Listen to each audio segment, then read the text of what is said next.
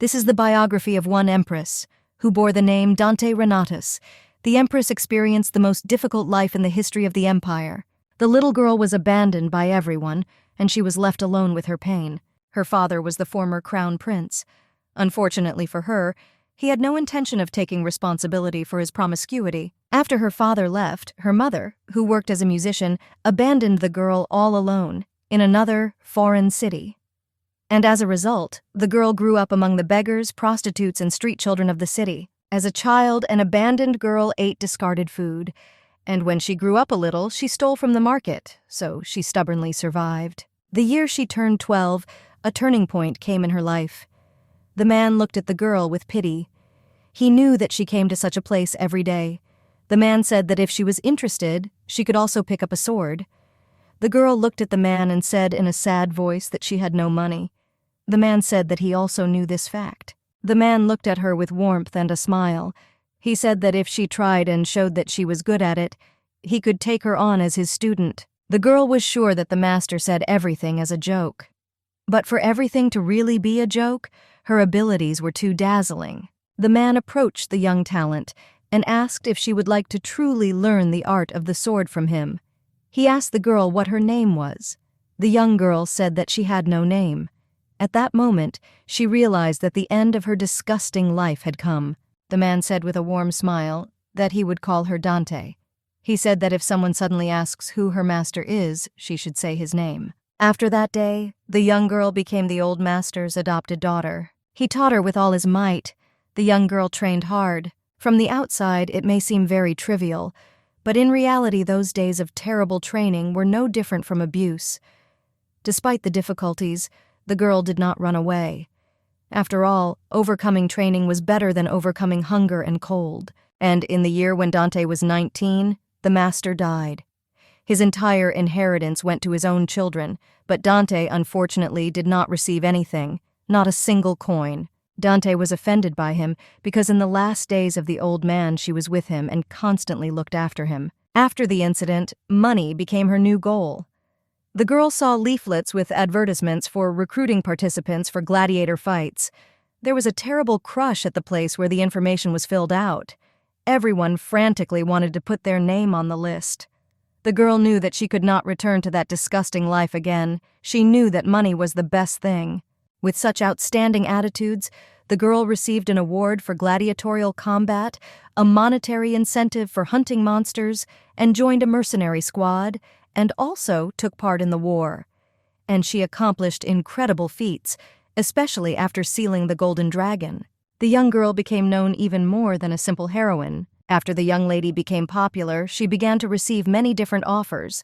She was offered to work for various trade organizations. People wanted the young lady to work for them so much that they wanted to pay her fabulous money just so that she would not have to deal with competitors. They offered to marry and receive land. But when she refused, they were very indignant. She did everything just to survive.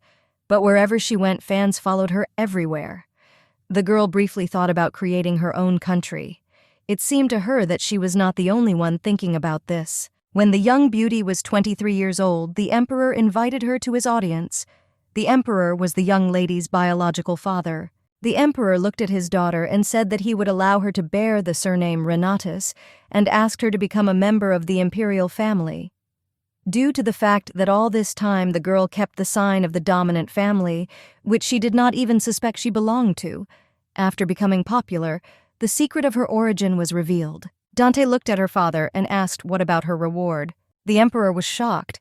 He didn't understand what his daughter was talking about. The emperor wandered here and there all his life, brandishing everything below his belt, and not wanting to take responsibility for it, which is why he had 15 children.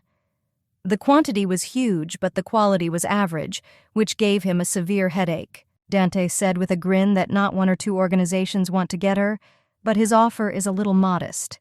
The emperor was shocked by the girl's behavior. Dante was sure that as soon as he found out that she was his daughter, he immediately began to dance happily. An abandoned child, through his own efforts, became a hero of the continent. The emperor was shocked. He did not understand how a girl could demand something from him. After all, he knew that becoming a member of the imperial family was a great honor. She looked at the emperor and calmly asked if there would be a reward. The emperor was angry and did not understand what she wanted. He was sure that she wanted to receive the title of crown princess. Dante said in the calmest way that she was not interested in the throne or title. Dante said with a smile and mockery, "She wants separate lands and estates, a huge amount of gold coins, 10 horses, permission to take soldiers."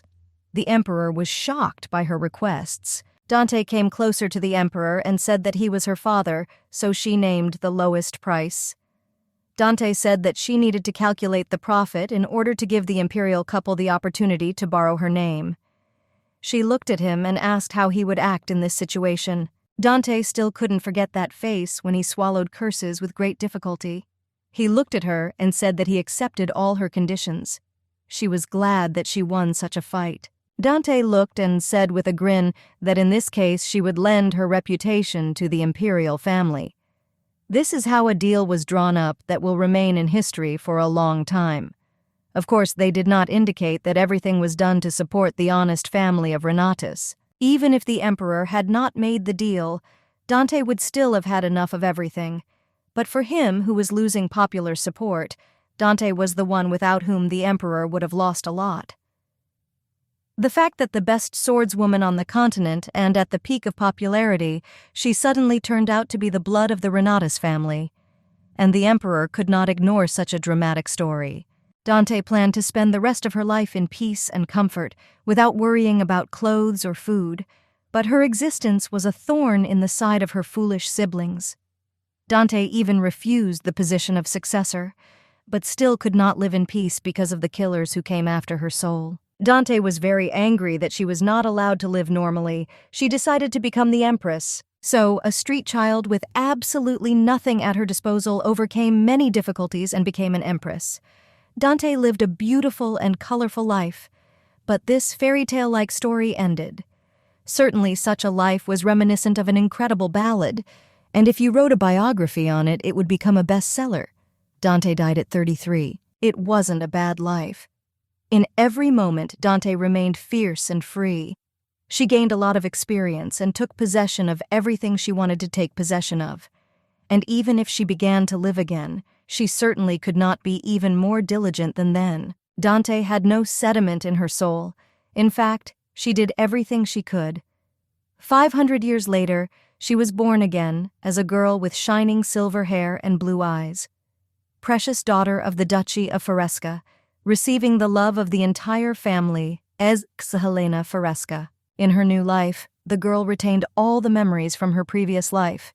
The young lady understood that she really could go crazy, just like an adult. She had heard this phrase over the past 10 years of her new life. Not only that, compared to her peers, the girl was much quieter, smarter, and did not cause trouble. That's how she started riding horses and solving complex problems. The young talent was the pride of the family. The girl told her parents that she was bored. No matter what she did, she was bored and uninterested. She thought life was boring. Helena's mother and father were shocked by her. The parents said that such a small child should not think about such things. Young ex-Helena did not understand what was wrong. After all, she was telling the real truth. Her father assured her that something interesting would happen if she searched a little more. The mother looked at her daughter tearfully and said that the father was right. She said that if the girl wants to do something, she can talk at any time. They were happy to hold her in everything. Helena looked at them in surprise but said nothing. She just felt awkward because of the boundless interest and love of two people different from the parents from her previous life.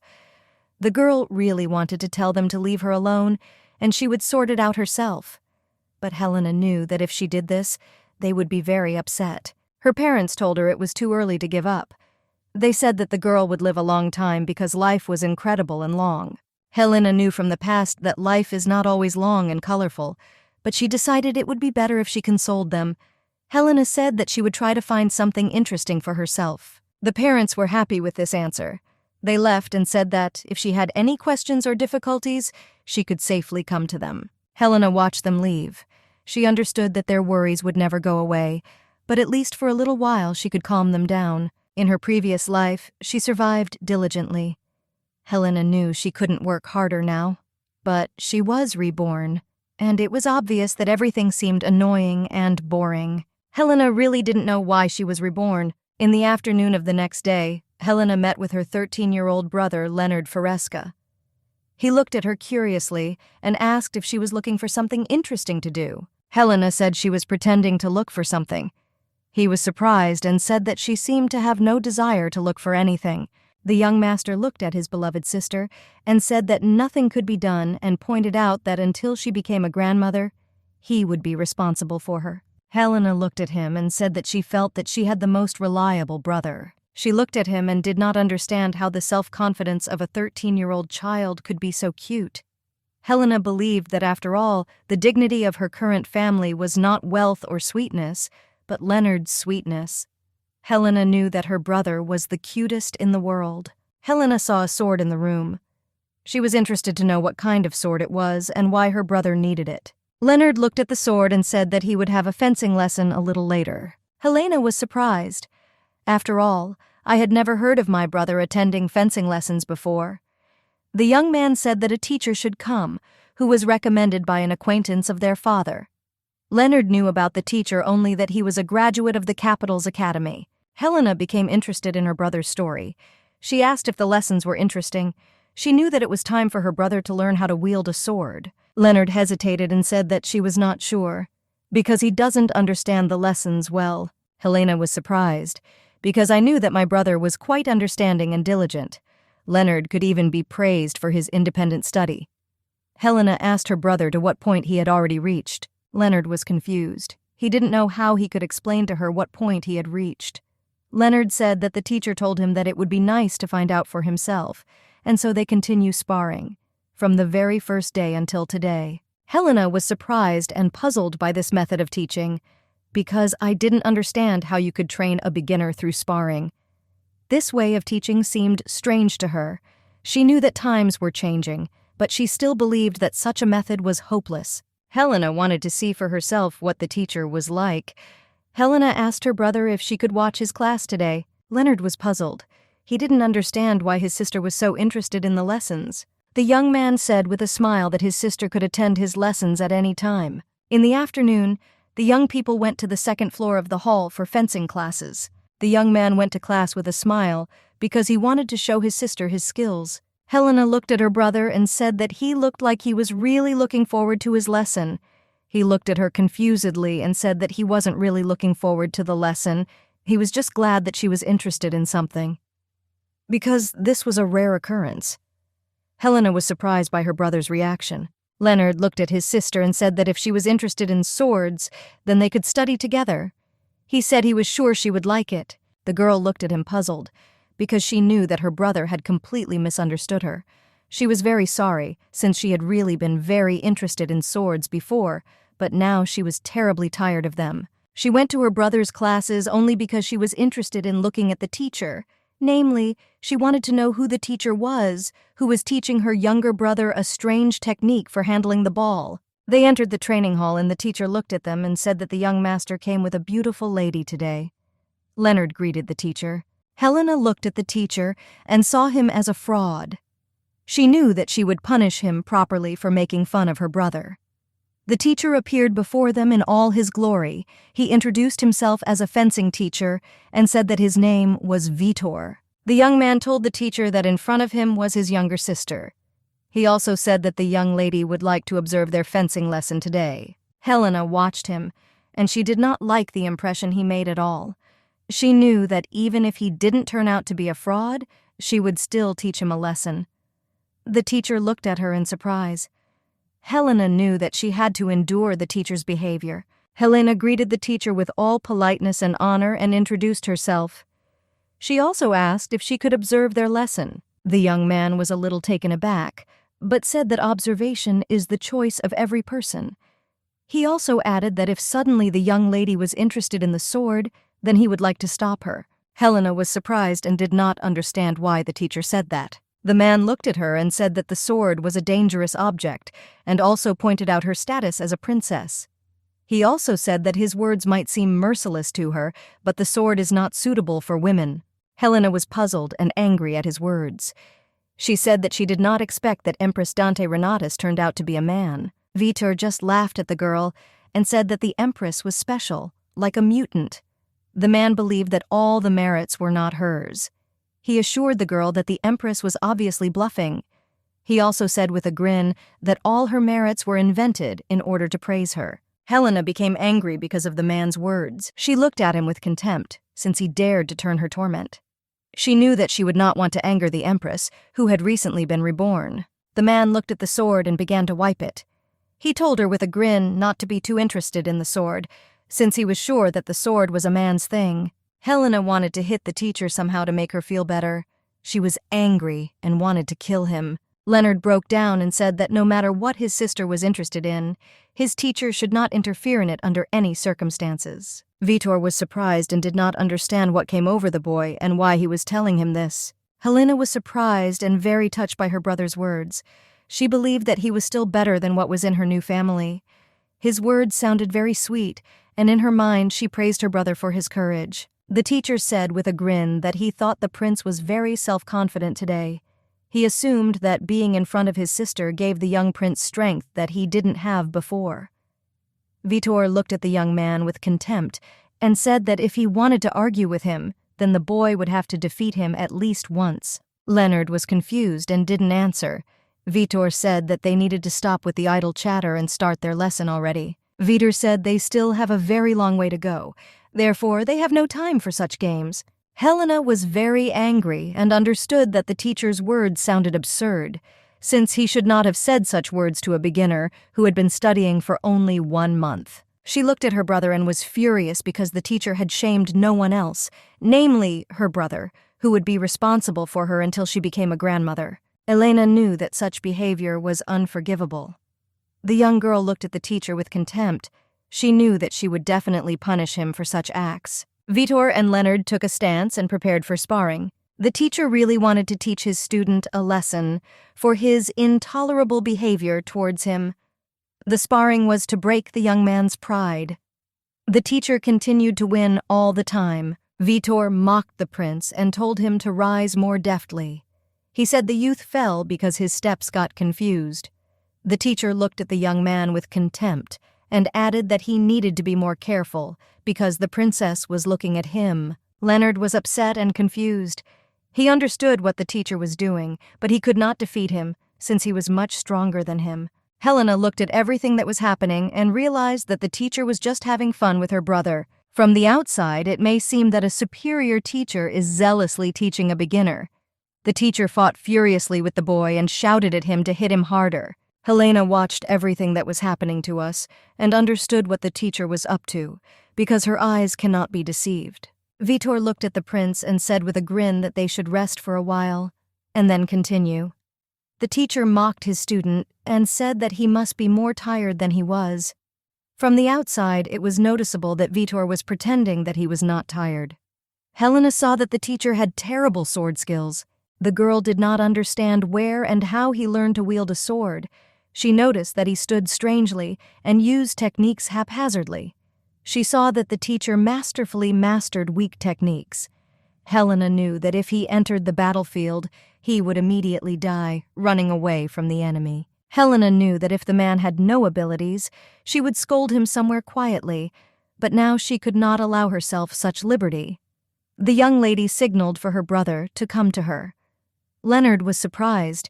He did not understand what his sister wanted. Helena walked up to her brother, put her hand on his shoulder and asked him if he would believe her. Leonard broke into a smile and said in a soft voice that he undoubtedly believed her. She was very glad that he told her that. She was a little surprised, but a younger brother is a younger brother, since he said he would believe her before he knew what she would talk about. Helena came closer to him and said that in this case he should listen to her very carefully. Helena said that during the next sparring, my brother needs to look at the teacher's feet. The young man was surprised. He did not understand why he should look at his feet. Helena said that during the fight, the teacher sticks out his left leg too much. Leonard was confused and only repeated her words. Helena looked straight at her brother and said that when the teacher puts out his left leg, he will need to aim at the place that she will indicate. The girl also said that he should come closer and just poke him with the sword. Leonard was very surprised. Helena looked at him and asked if he could do what she told him. The young man looked at his sister and said that he would believe her and do everything. The teacher walked up to them and asked with a grin if they had finished their chatter. Since the rest time has come to an end, they need to continue sparring. The teacher and student stood up and were ready for battle. The teacher mocked his young student and said that he had such a courageous face. The teacher asked Leonard, by chance, if the prince's younger sister had cheered him up before the mating. He said with a grin that it would be very good if the young lady's support had an effect. Leonard was angry with the teacher for saying such words. He tightened his grip on the sword in his hand. Helena looked at their combat readiness and knew that her brother would definitely win and the fraudster would be punished. Vitor attacked his opponent furiously. Leonard was shocked by the strength of the teacher and hastily fought off all his blows. Vitor believed that the young man was not at all afraid of adults and continued to run into trouble. He frantically wanted to try them on in a duel. Leonard knew that the teacher was swinging the sword much more calmly than before. The young man understood that at this rate, he would have no time left to look at the teacher's feet. The teacher made a mistake and gave his student the opportunity to deliver the final blow that could have turned the tide of the sparring. Helena looked at the duel, puzzled. She understood that the teacher was constantly jumping from place to place and revealed himself much more often than before, and her brother had many chances. Helena wanted her brother to advance until he was drunk with success. Leonard fiercely fought off all attacks and also struck. Helena was surprised that her brother was able to land a successful blow on his opponent the first time. The teacher screamed furiously in pain. Helena was very happy since her brother was able to perfectly perform what she taught him the first time. The young girl felt strange emotions. She wondered if her master felt the same when he looked at her. The teacher was furiously rocking on the floor as everything hurt him. Helena joyfully congratulated her brother on his first victory. The teacher was angry. He could not accept defeat from the young prince. Vitor screamed and said that this was all just ridiculous since the young man was not burning out according to the rules. Vitor declared that the sparring was invalid. The man said that he could not admit such a cowardly way of winning.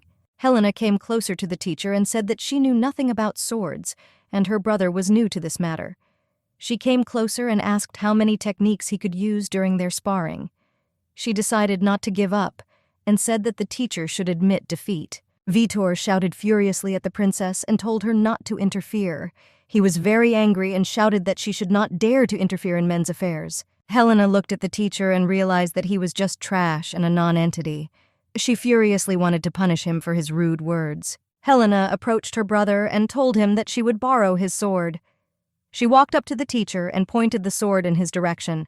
She told him to attack. Vitor was at a loss. The young lady said she would show why he lost to her brother.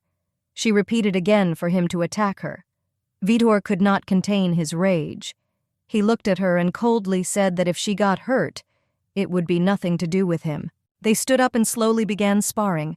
Helena could not forgive him for his actions and words. She looked at him and realized that he was very overexcited, happy that he was winning against a 10-year-old child. Helena looked at him as he attacked and realized that the teacher was one complete flaw. Helena looked at her opponent and at her brother. She told her brother to watch carefully, because she was blocking the teacher's blow right in the face, and she knew that her brother should not do that, since his hand might hurt again. The young man was at a loss. He didn't understand how she could fend off the teacher's attacks so gracefully. Helena constantly fought off his attacks. He realized that he had underestimated her because he thought she was a child and was going to crush her with his useless abilities. The young girl knew that this simply could not happen, and she would easily defeat him. She looked at him and said with a smile that he turns his hand and lets one sword slide in a different way. She said that it is necessary to wait for the enemy's stance to shake. The young girl repelled the teacher's attacks with all the speed of lightning. She struck him with ease. Helena, having repelled all the teacher's attacks, dealt a crushing blow, and the teacher fell to the floor. She knew that he just wanted to show off to the newcomers, pretending to be strong, and not teach them fencing. Helena knew that the man had taught her brother nothing but absurdity. The teacher was lying on the floor screaming. Helena looked at him with contempt and said that she could easily defeat him, and the fact that she dealt with him so easily made her want to yawn. The man was shocked and perplexed. He could only ask one question. He desperately wanted to know what she was. Helena knew that in a past life, and in this life, whoever touched her person would be unconditionally destroyed. She looked at him and said with a smile that her words might seem merciless, but the sword was not suitable for him. Helena did not look at him and with a smile told him to stop touching such a dangerous object. She asked him if he would like to slowly start learning embroidery. The man was shocked and filled with rage. He didn't understand what the girl said. Helena said nothing in response and simply threw the sword into the air. She decided to leave him immediately and said that he was fired from that moment on. The sword fell with a crash next to the man. He was shocked and scared. Helena approached her brother and told him not to worry. He was perplexed and looked at her with big eyes. Helena said that from now on she would take responsibility for his fencing lessons. She was very happy because she was finally able to find what she wanted to do in this life. The young girl was very glad that she could finally find something that would interest her in this boring life. She looked at her family and said that they themselves told her that if she had something she wanted to do, she would need to tell them about it. Helena said with a smile that she would like to teach her brother how to use a sword. Helena told this long-awaited news to her current parents. Of course, they were shocked by this news. Helena's parents looked at her with wide eyes. They didn't understand what was happening and were confused. They did not expect that the girl would choose just such a hobby for herself. Leonard stood and looked at his parents, waiting for an answer. He was as surprised as they were. Helena, in turn, was waiting for an answer from them. She was sure that she would be allowed to teach her brother. She stood and looked at them with a smile. Passed since the parents refused the young girl such a difficult question. A week later, Duke Foresky called his daughter for an audience. The Duke stood and looked at the book. He did not know how to speak to his daughter correctly. After thinking for a while, the Duke said that in fact, he sent a person and found out about the teacher she fired. Helena was surprised. She didn't expect that her father would start to find out information about the young master. The Duke looked at his daughter and said that he had been told that due to a lack of points, the man remained in the second year at the academy several times. Even his acquaintance who recommended the man apologized to the Duke several times. The Duke said in despair that he believed the reputation of that academy and his biography. But unfortunately, they were almost deceived by them. Helena was upset that her father was desperate, but she knew the man was impersonating someone else. But this situation did not surprise the young lady at all. Helena knew that the Foresky were not a family of swordsmen, so her father simply trusted his friend in this matter. Her father could not have imagined that the teacher would turn out to be so useless, and that even a 10-year-old girl would defeat him.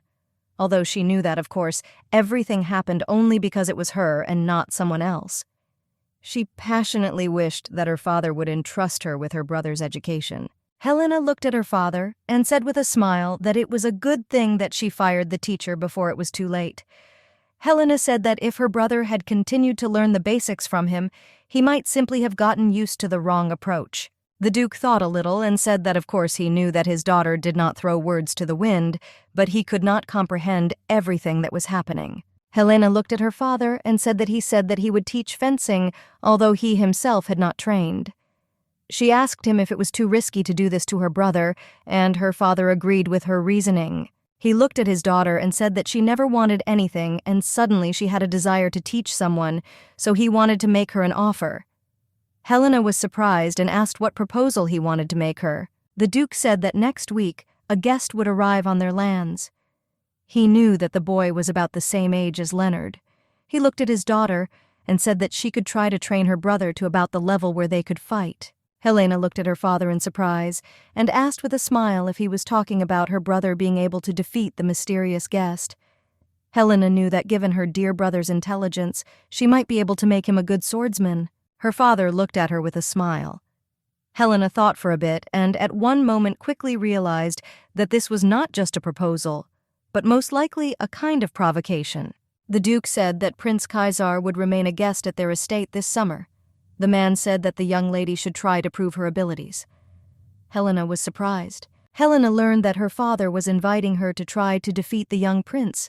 Sometime later, a young prince arrived at their estate. The Duke and Duchess were very pleased with the arrival of the young prince. Helena looked at the arriving guest and realized that after her rebirth, this was the first situation due to which she was speechless. She remembered her father's conversation, who said that in the imperial castle, the prince was trained as the future head of state, and of course, he also studied the art of the sword. The Duke said that the prince was rumored to be incredibly capable. Helena understood that the prince and her brother currently had a huge difference in time and educational background. She did not understand what exactly her father wanted to achieve from her. She was curious whether he believed in her so much or intended to make her give up and lose. Leonard called his sister with a smile. He asked if she could see the color of the prince's eyes. Helena looked puzzled at her brother and said that she could not see, since the prince was very far away. She didn't understand why her brother was interested in such information. Leonard said that there are rumors that all people from the Grey family have scarlet eyes. He was amazed by this fact, and looking at the prince, asked his sister whether such a fact was not surprising. Helena was a little surprised. She remembered her past life and who had scarlet eyes. Helena remembered that before her past life died, she passed on her title to her best friend, the Duke. Helena was sure that the eyes that looked at her then were scarlet. The prince approached his new friends to greet them. Leonard looked at the prince and introduced himself with all politeness and honor. He said he was honored to meet the prince. Helena, in turn, also greeted the prince and said that she welcomed him with all her heart. Helena looked as if spellbound at the prince. Looking at him so closely, she saw how amazingly similar the young prince was to her old friend. She knew that the prince was his descendant, and of course they were similar. The young lady's gaze confused the prince. He said that if they were just empty greetings, then they shouldn't be. Leonard and Helena were at a loss. The girl thought that the prince had such a disgusting character, although she knew that such greetings were really empty. Helena knew that normally she would have pretended that she had not heard his words, but this time she wanted to add a few words. She knew that because the prince looked so much like her former best friend, she wanted to change the situation. She looked at him and softly asked him what kind of greeting he would like to hear. The young prince was perplexed and asked what the girl just said. Helena, with a smile, extended her hand to the prince and said that since he did not want empty greetings, perhaps he would be pleased with such a friendly greeting. Everyone was shocked by the way the young lady behaved. They didn't understand how she could behave this way towards the prince. The prince was shocked and angry. He didn't understand how she dared to address him like that. The prince's servant approached to rectify the situation. He pushed the prince towards the young lady and said that the princess had come to meet him halfway. With a smile, the servant said that the young lady was simply an incredible man, hurriedly saying that they could all live in harmony and without quarreling. The man was beside himself with everything that was happening. He tearfully apologized to the prince for daring to touch the body of a member of the imperial family. But he was sure that while they were in the estate, they needed to live together in peace. The prince looked at the young lady and said that he agreed. The prince said that they could try to live on good terms for a few months. Helena was surprised that the prince immediately became soft.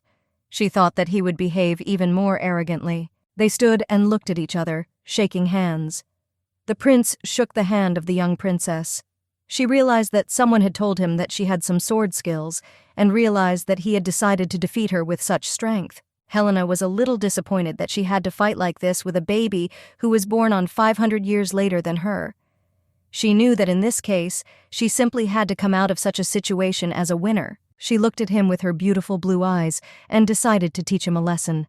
She knew that if you want to shock your opponent when he shakes his hand, you need to use more than just your strength.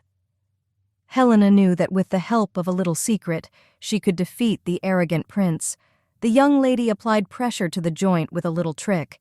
Helena caused incredible pain to the prince. The young man pulled his hand back and tied it in pain. The servant was shocked by the prince's behavior.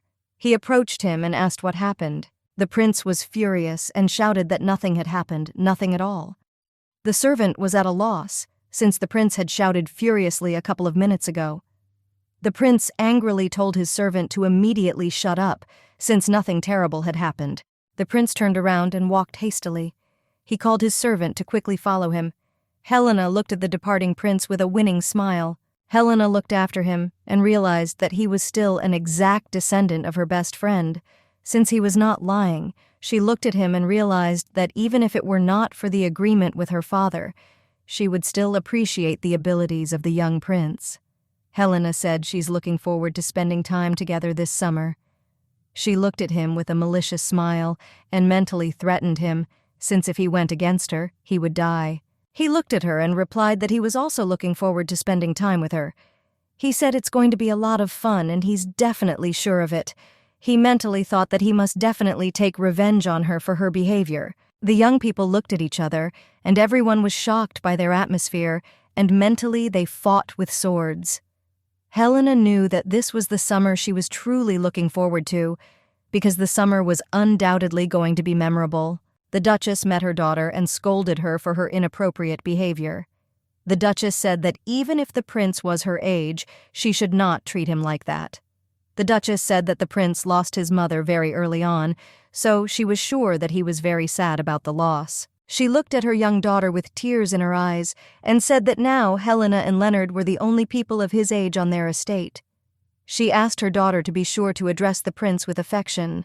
Helena, releasing her eyes, said that she understood everything and would remember her words. Helena recalled their first meeting with the prince and thought that it was quite successful, but unfortunately, from the outside, the adults thought their meeting was simply a massacre of two young people. However, thanks to the whole situation, Helena learned the reason for the young prince's arrival in the duchy.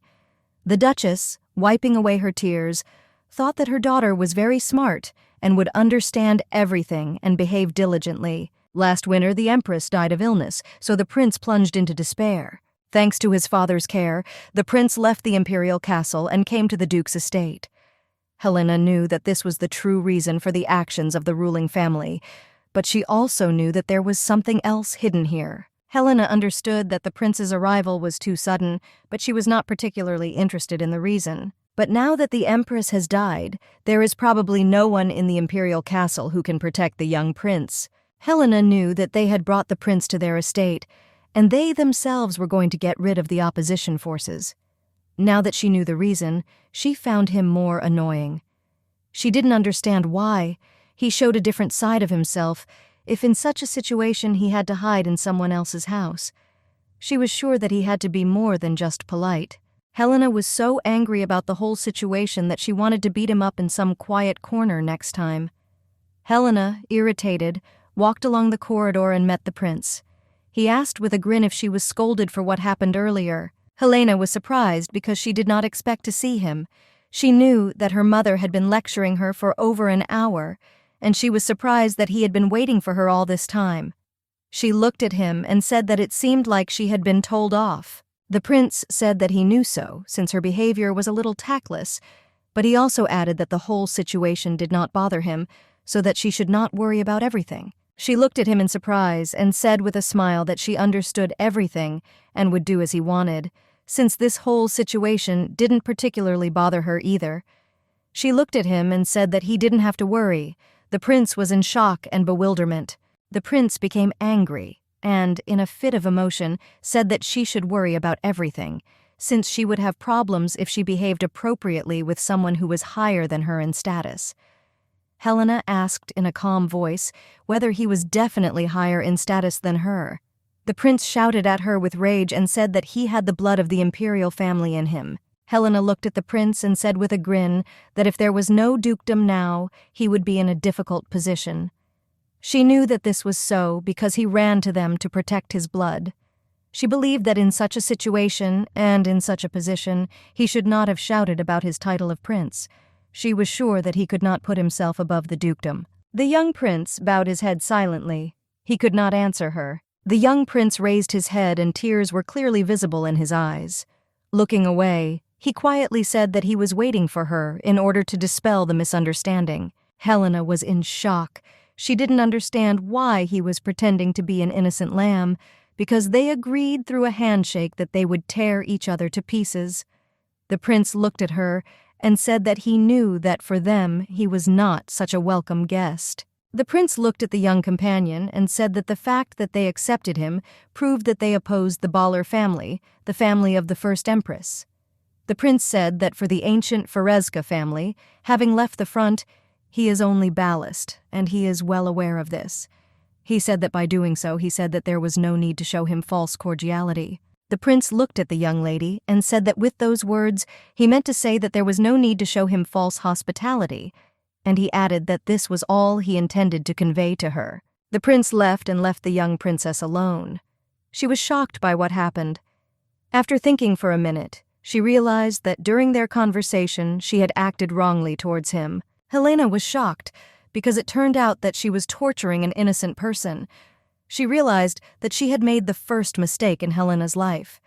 She failed. She thought that the prince was stupid and too arrogant, but he just felt a lot of pressure. She looked after him and realized that it was too late to regret anything. Helena knew there was nothing she could do. Walking down the corridor, Helena thought about everything. She thought for a long time and looked after the young prince. She was unpleasant about this whole situation. Leonard looked at his dear sister and asked her by chance if she had made peace with the prince. Helena was not delighted with such a question and asked what his concept meant, making peace. Leonard looked at her and asked how she could forget about such an incident that happened last week. The young man reminded her of the time when they greeted each other in the hall. He added that there was a very bad atmosphere between the young people. Helena looked at him and said that it was just a psychological duel between small children. She said that after this there is no need to even put up with it. She wondered why her brother was so worried about the young prince. She asked if his father had really told him something. The young man hesitated a little and said that his father, including him, would like to live amicably with the prince. Helena was perplexed and asked why he wanted to live on friendly terms with him. The young man looked at his sister and said that he thought it was difficult for the prince to make friends in the imperial palace, and he was sure that the prince felt lonely. Helena looked at her brother and was a little puzzled because she did not understand how such innocent and kind people as her brother could exist. She looked at him and said with a smile that there were still 298 strokes left, so that he shouldn't stop and relax. Helena looked at her brother because after defeating the disgusting teacher, Leonard asked her absolutely nothing about training. Helena saw the results of her student with the naked eye. He trained day after day. Helena knew it was time for her to get to know the enemy forces little by little. The young lady looked at her brother and said that since he was so insistent, she would go and make peace with the prince. The young man looked at his sister in surprise and at the same time with joy. He was glad that she would go and make peace with the prince, since he wanted to live in peace with him. But these were just the tricks of a cunning young lady. The young man wished good luck to his sister and said that he still had 295 strokes to complete. Helena looked at him and said that she would be back soon, and they would continue training. After several days of observation, Helena learned that Hamilton and the prince were practicing swordsmanship on the second floor of the hall. Helena knew that reconciliation was just an excuse. She needed to secretly monitor them. She passionately wanted to ensure that her brother won the duel. The young lady knocked on the door and looked into the hall where the prince was training, and his opponent was surprised and asked the princess what happened. Helena looked at him and said that she just wanted to watch them practice. The man looked at the curious lady and asked if it was true that she was also learning fencing with her brother. She said with a soft smile that she thought she would be interested in the techniques used in the palace. Helena looked at the man but did not answer his questions, since she taught her brother, but she was too lazy to explain, and she did not say anything to him in response. The man looked at the prince and said that such a young lady could not be refused. The prince looked at the duo with a puzzled look and told his opponent that he could do whatever he wanted. The man tearfully looked at his master and once again asked whether she could be present at their training. Helena was at a loss. She was simply amazed by the prince's character. She would like him to allow her to attend the training and give her his permission in a good mood. Nevertheless, the prince agreed to the viewing.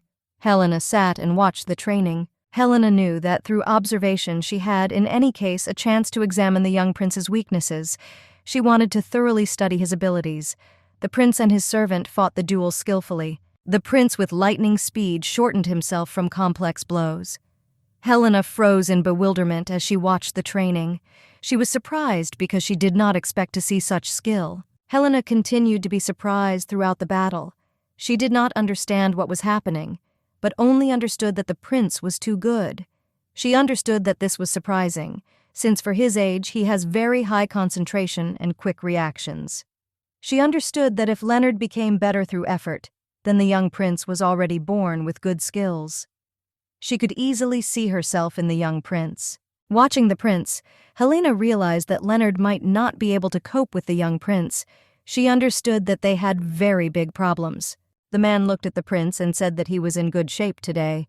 The man suggested that the young prince rest a little and continue their training after rest. Helena approached the young prince from behind and said that he truly had incredible abilities. She said she saw a new side of him. The prince looked at her and asked from which side she had seen him before. Helena hesitated a bit and simply smiled at him. She realized that after watching the sparring, no matter how she looked at the young prince, no flaws caught her eye. She looked at him and asked if he would like to spar with her if he wasn't too tired. She had no choice but to personally engage him in battle and find his weaknesses. The young man and the man were shocked by the young lady's proposal. The prince was shocked and angry with her, as he had heard that she had recently started learning fencing. He furiously asked her what she would do if she accidentally got hurt. Helena said in a calm voice that swordsmanship needs to be learned by getting wounded. The prince was shocked. He said that she was right, but if she got hurt, they would both be ashamed in front of the duke. The man looked at the young lady and said that she was right, but even if he faced someone more outstanding than her in sparring, he would still not be able to learn anything. The young lady mentally thanked them both for caring about her, but she still needed her favorite ways to find the prince's weaknesses. She looked at him and said that she believed that the prince was not very interested in sparring with her. The prince was perplexed and said that it was not a matter of interest at all. Helena calmly said that if I do something wrong, then they can determine the reward for the sparring winner. Helena said the reward would be a semblance of fulfilling the wishes of the winner of a sparring match.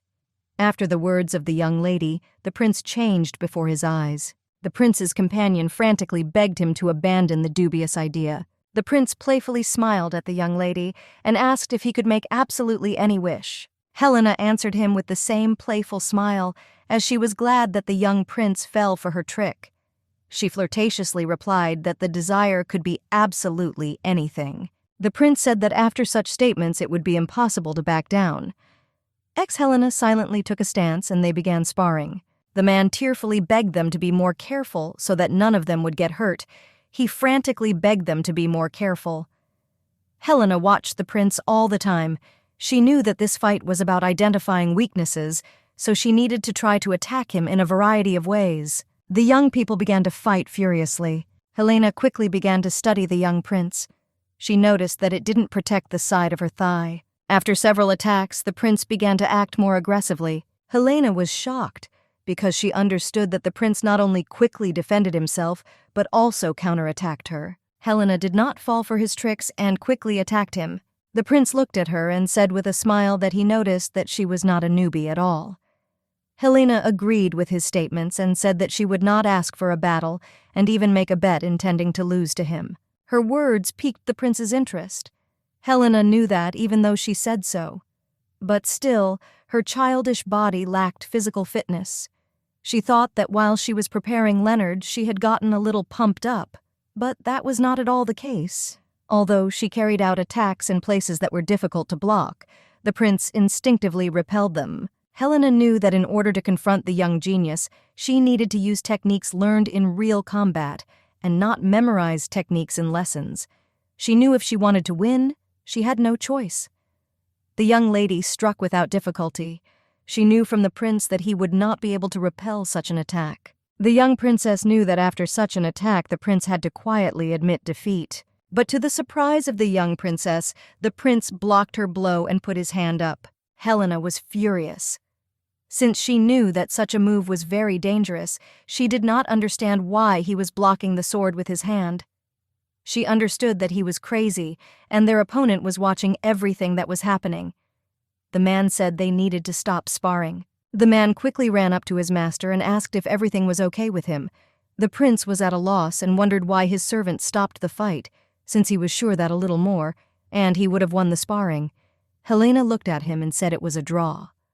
The young man said that if Hamilton had not interfered, he would undoubtedly have won.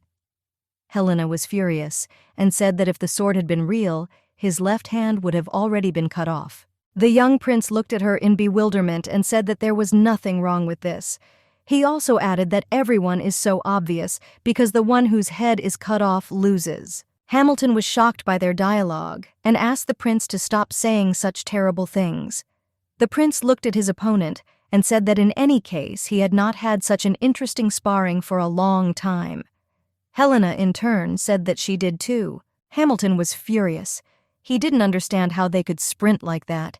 He asked them not to get hurt. The man did not understand what the prince would do now. They left, leaving the young lady alone.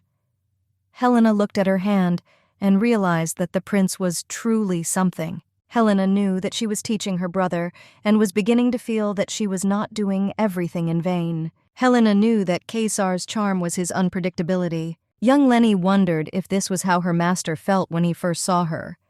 She felt confident that something would work out if she trained him well, and she passionately wanted to try to raise him. In the evening, too, everyone sat and had dinner. The Duchess was at a loss. She asked everyone present where the prince was. Hamilton looked at the Duchess and said that the prince was a little tired and would miss dinner. Helena was shocked that the prince did not come to dinner. The young princess realized that the prince was in great pain when he blocked the sword with his hand. The young prince did not show it, so the princess thought that perhaps he would just have a bruise. But now she was convinced that it was much more serious. She felt bad that it all happened this way. Helena decided to go to him after all. She decided to return to dinner after checking on his condition. After knocking on his door, she heard him call her. It was clear from his voice that he was more or less okay. The young lady was at a loss, since in her second life she was most worried about the reaction of another person. The princess entered the room and saw the young prince sitting with his hand bandaged. Helena was shocked and asked if she was broken. Helena was very worried about what had happened. On the one hand, she knew that of course he had put his hand up and was to blame, but she still felt uneasy. The prince looked at her and said with a smile that it was funny for him to see such an expression on her face. Helena sat down next to him and asked if he had done the treatment properly. The prince calmly said that a little earlier, Hamilton had invited a doctor, and he examined him. The doctor said that such a wound would heal quickly. The young princess said that such wounds should not be taken lightly. She said that she knew this because she also broke her finger, and when it rains, the place of the mistakes hurts and ache very much. The prince was shocked and asked the young lady when and how she broke her finger. Helena remembered how in her previous life she blocked an attack and was then injured. The young lady decided not to tell such information to the prince and said that she was injured differently from him. The young princess, looking away from him, said that she did not block the attack, but was injured when she was playing around. The prince was at a loss. Helena herself didn't notice how she almost talked about an incident from a past life. She wanted to quickly change the topic. Helena said that it was her fault that he got hurt. She was surprised that he didn't tell anyone anything.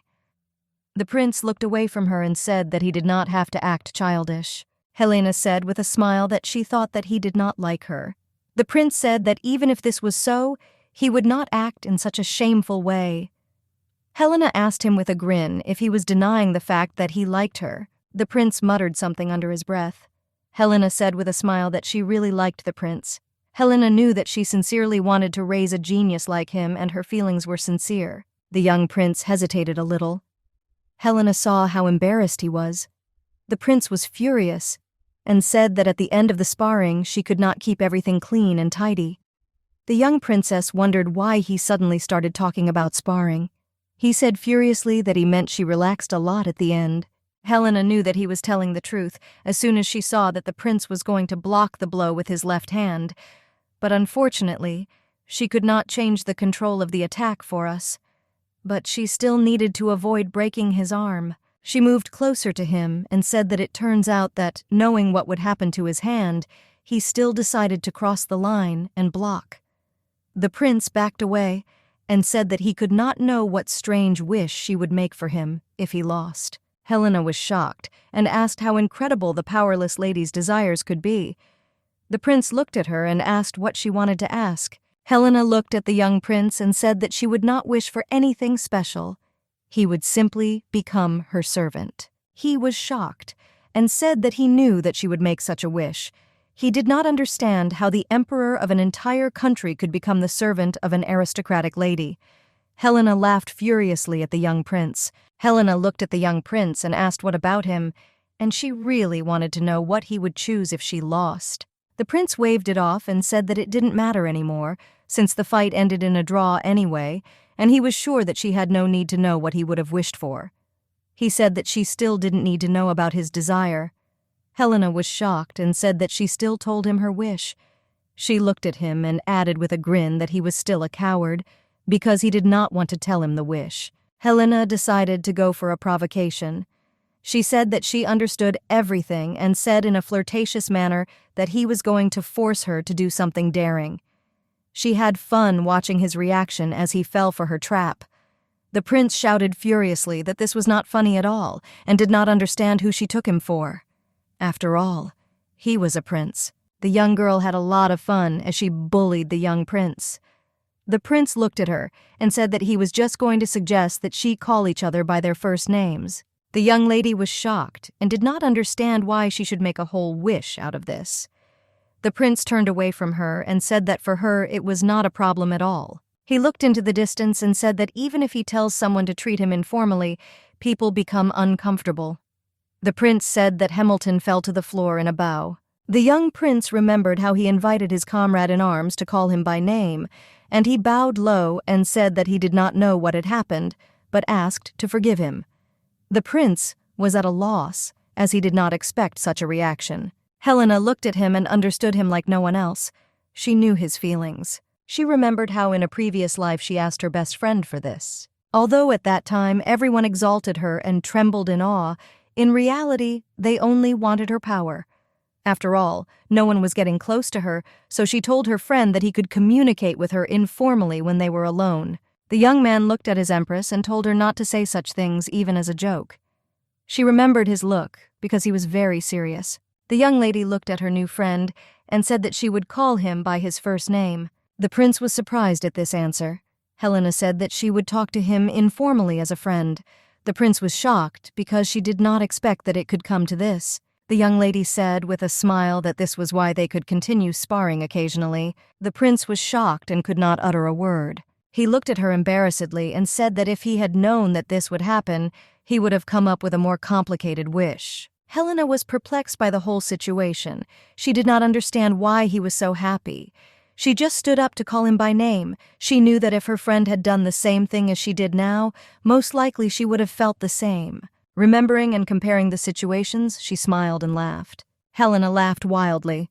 The prince was at a loss and did not understand why she was laughing. Kaiser decided to take a break from training until his arm healed, so the three of them got together almost every day and played cards. Although it was a proposal from someone who cared about Kaiser, after about 5 days, they were all already tired of this way of life. Moreover, trouble did not come alone, so the rainy season also began.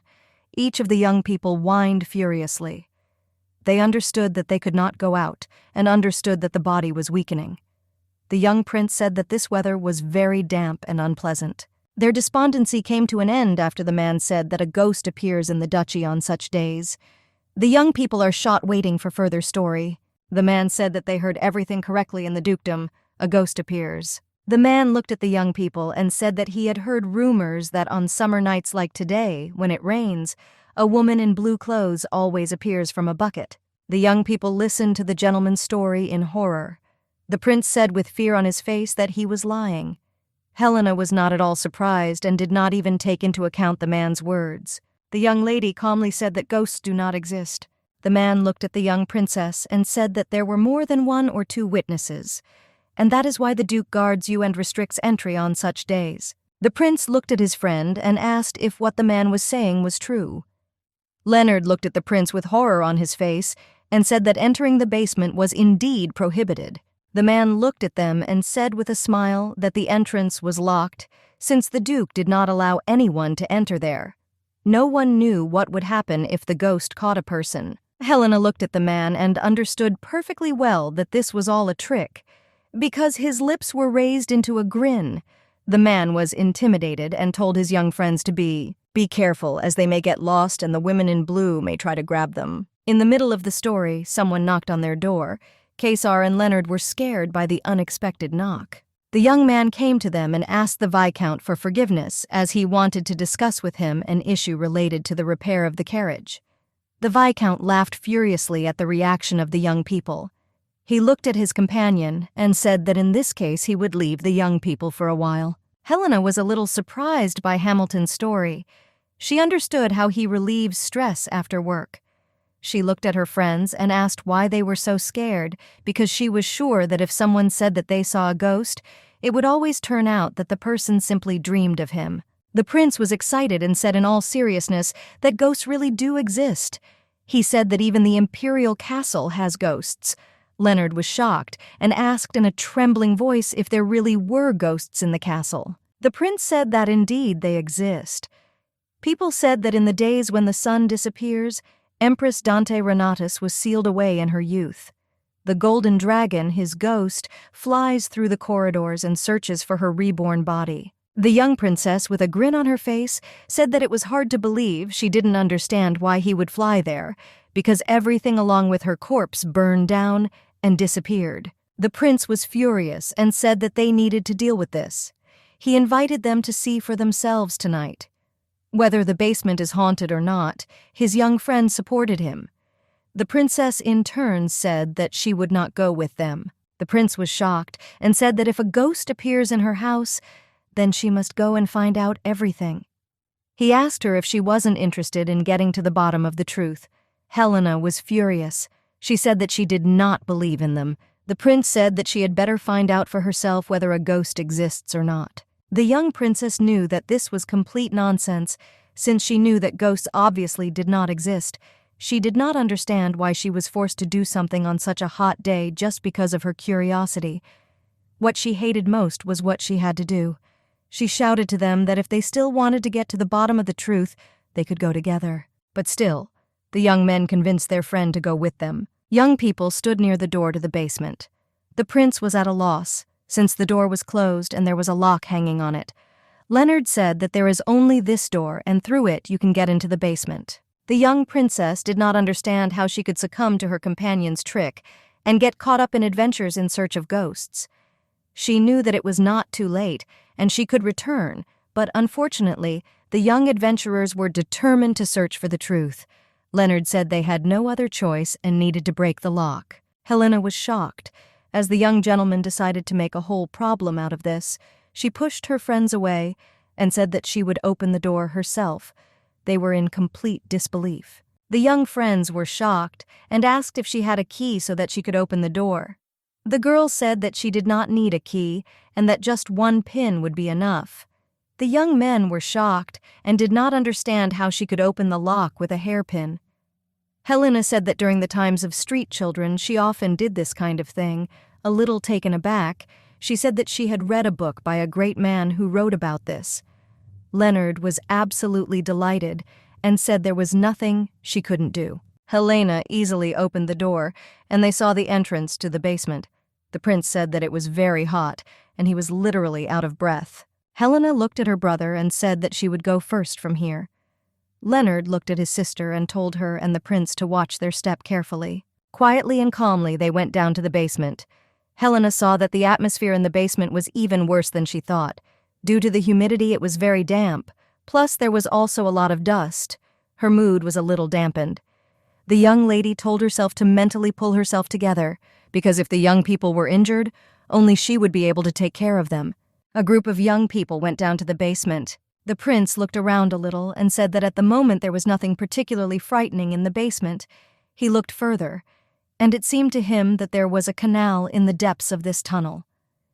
Leonard said that he agreed with him, since he really heard the murmur of water. The young people took a closer look, and Helena said that there was nothing in the basement, and the ghost did not exist. The young princess was chilled, since at the top of the stairs even her breath was taken away, and down in the basement it was extremely damp and cold. The young lady looked at her companions and said that if they were convinced that there were no ghosts, they could return. Leonard noticed something. He pointed to the tunnel and said that there was something there. The young people looked at the bars and saw the silhouette of a woman. The young boys were frightened and screamed, and Helena in turn stood and simply watched, spellbound. She did not understand what was happening. Helena was in shock. She looked at the silhouette and did not understand whether it was a person or a ghost. She wanted to come closer to take a closer look. when suddenly she was grabbed by young people who were frantically shouting that they had seen a ghost. Grabbing their friend, they began to run. Helena screamed for them to stop, but they didn't listen to her. Helena was in shock, but still knew that this could happen. Mentally, she thanked them for grabbing her despite her fear.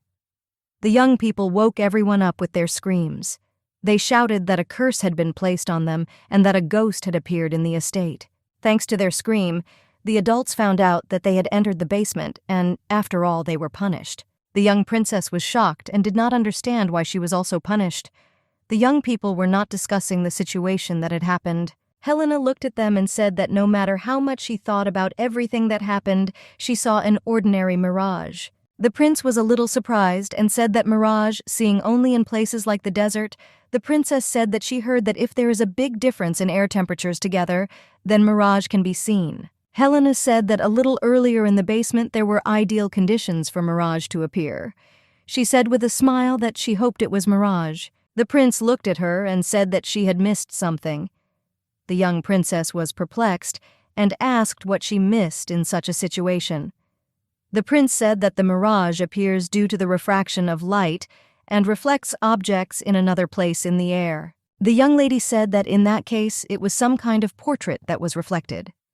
The prince said that there was no portrait there since he looked at everything carefully. He looked at them and said that he was sure that there was nothing there that could be reflected in the air. Helena looked at him, and she was a little scared by what she heard, to the point that goosebumps ran down her arms. In her second life, the young lady met a ghost and, along with her new friends, held hands and spent the entire night apologizing to the ghost. The young man, with a smile, told his young friends that the ghost was just a reflection of the tiles from the floor of the canal, since the basement had mosaic tiles of white and blue colors, and almost all members of the ducal family knew about this fact. The prince looked at the man in bewilderment and asked if it was definitely not a ghost. He looked at them with a smile and said that they were very nice for actually thinking that it was a ghost. The man looked at them with a smile and said that now they had cheerful memories of their day. The young people were taken aback and looked at the man with anger, since he was able to fool them. So the three of them had a story that no one could know about. And after that, they quickly became close. They had an unspoken promise of non-disclosure of that incident. Later, when people asked about the beginning of their friendship, they always remembered it, but no one talked about it. They had fun while spending the summer days. The young prince sat on a tree and looked at Helena. He asked her if they went to the festival. He was interested in what the situation was like there and whether they liked the festival. Helena looked at him and told him to get out of here and not disturb them. The prince jumped down from the tree and said that Helena was very petty. He asked if she wanted to go to the festival. Helena said she didn't want it at all. The prince was surprised and did not understand why she did not want to go to the festival. Helena said that people who like festivals are divided into 3 types: little kids and pickpockets, and little kids' pickpockets. The prince was furious and screamed. He said that, in fact, Helena was also still a child and the youngest of the 3. Leonard looked at the 2 friends arguing and said that Alpentis is a small village, so even at the festival there is not much to see there. The prince said that he knew this, but still he was wondering what the middle-class festival was like, because he had not seen it before, and he added that Hamilton did not allow him to go to the festival alone. The blond young man looked at his companions and said that Hamilton could allow it if they said that the 3 of them would go. The prince smiled at his friend and said that Leonard was very understandable. Helena looked at them and told them to exclude her from their plans, since she was too lazy to go somewhere. The prince was shocked and did not understand how she could talk like that. He asked with a grin what she was not too lazy to do. Helena, looking away from him, said that, apart from the fact that she was teaching her brother how to use a sword, she was absolutely too lazy. The young prince looked at her and said that he was very sorry. Leonard approached his sister and said that everything was not so at all, and he was mistaken, since Helena was pleased with such a wonderful mentor. Helena looked at the prince and said with a grin that her brother knows how to choose his mentor and does not know how to lie. The prince looked at their friendship and said that they thought such stupid brother and sister. Helena looked at the prince and said that in any case she would not go to any festival. She even threatened them with a sword. She screamed in rage that even if her throat was cut, she would never agree to go with them. The prince looked at her in bewilderment. Leonard looked at her with a grin, because I realized that she would still agree to go with them. Helena was shocked and bewildered that she still agreed to go with them. Helena watched as the young people frantically looked at the various objects at the festival. She was confused and did not understand why she again fell for their provocations. She hated herself because little by little she began to get used to their scheme. Helen did not understand why they took the Viscount with them and then suddenly ran away from him. "About us," I asked him with a grin if he didn't feel sorry for the poor Viscount. The prince was a little annoyed and said that she didn't know anything at all, since he grumbles even about simple things and is very annoying. In response, Helena only laughed at the prince's words. Helena understood how the prince felt, but she also understood the Viscount's behavior. He did this because he was worried about the prince. They lived and watched the festival as a friend.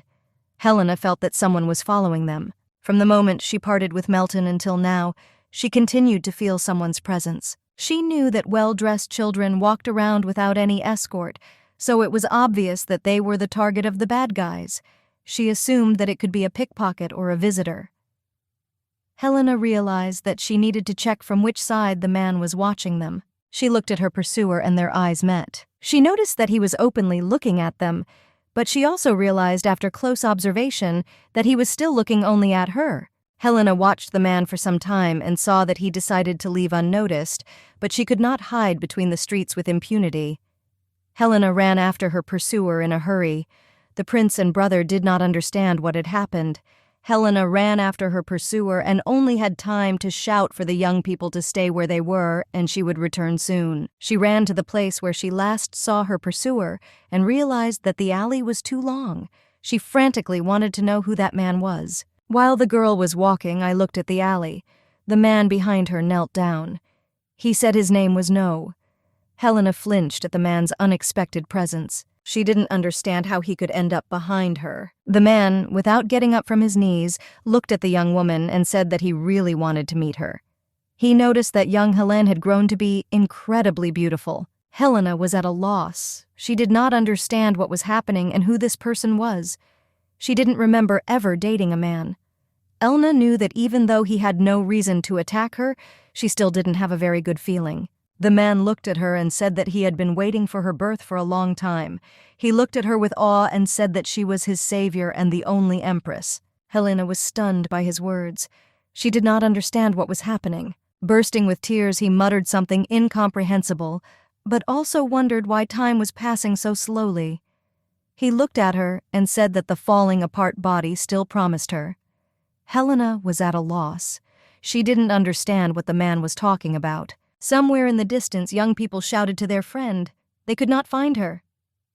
The man stood up from his knees and began to wipe away his tears, looking at the young lady. He said that the escorts were looking for her after a short pause. He said that he would come to her again soon. He left her and said that he would definitely meet with her until the moment he took his last breath. He swore to her. Helena didn't want him to leave. She screamed in rage for him to wait for her and explain everything so that she would understand. She was shocked that he called her empress. She was wondering what the man knew, since in a past life she was an empress, and she wanted to find out if he knew about it. When suddenly the prince grabbed her hand, he was furious and did not understand what the young woman was doing. Especially, he shouted that everything that was happening was very dangerous. Helena chewed furiously for Kaiser to let her go as she needed to talk to the man. She turned in the direction where the man was and saw only emptiness. He had disappeared. She did not understand how he could simply disappear if it came in too little time. She was surprised by the fact that he disappeared in the blink of an eye. The prince raged furiously. He did not understand who the man was. He looked at his girlfriend and screamed because he wanted to find out what the man had done to her. Helena said he was fine and she was fine. The atmosphere between the young lady and her pursuer was completely different. Helena was furious. She said that she was not lying to him, since the man simply asked for directions, and she answered him. She understood with all her heart that the prince was just worried about her, but she did not understand why she needed to be so angry. Kaiser was shocked and did not understand whether the man really just asked for directions.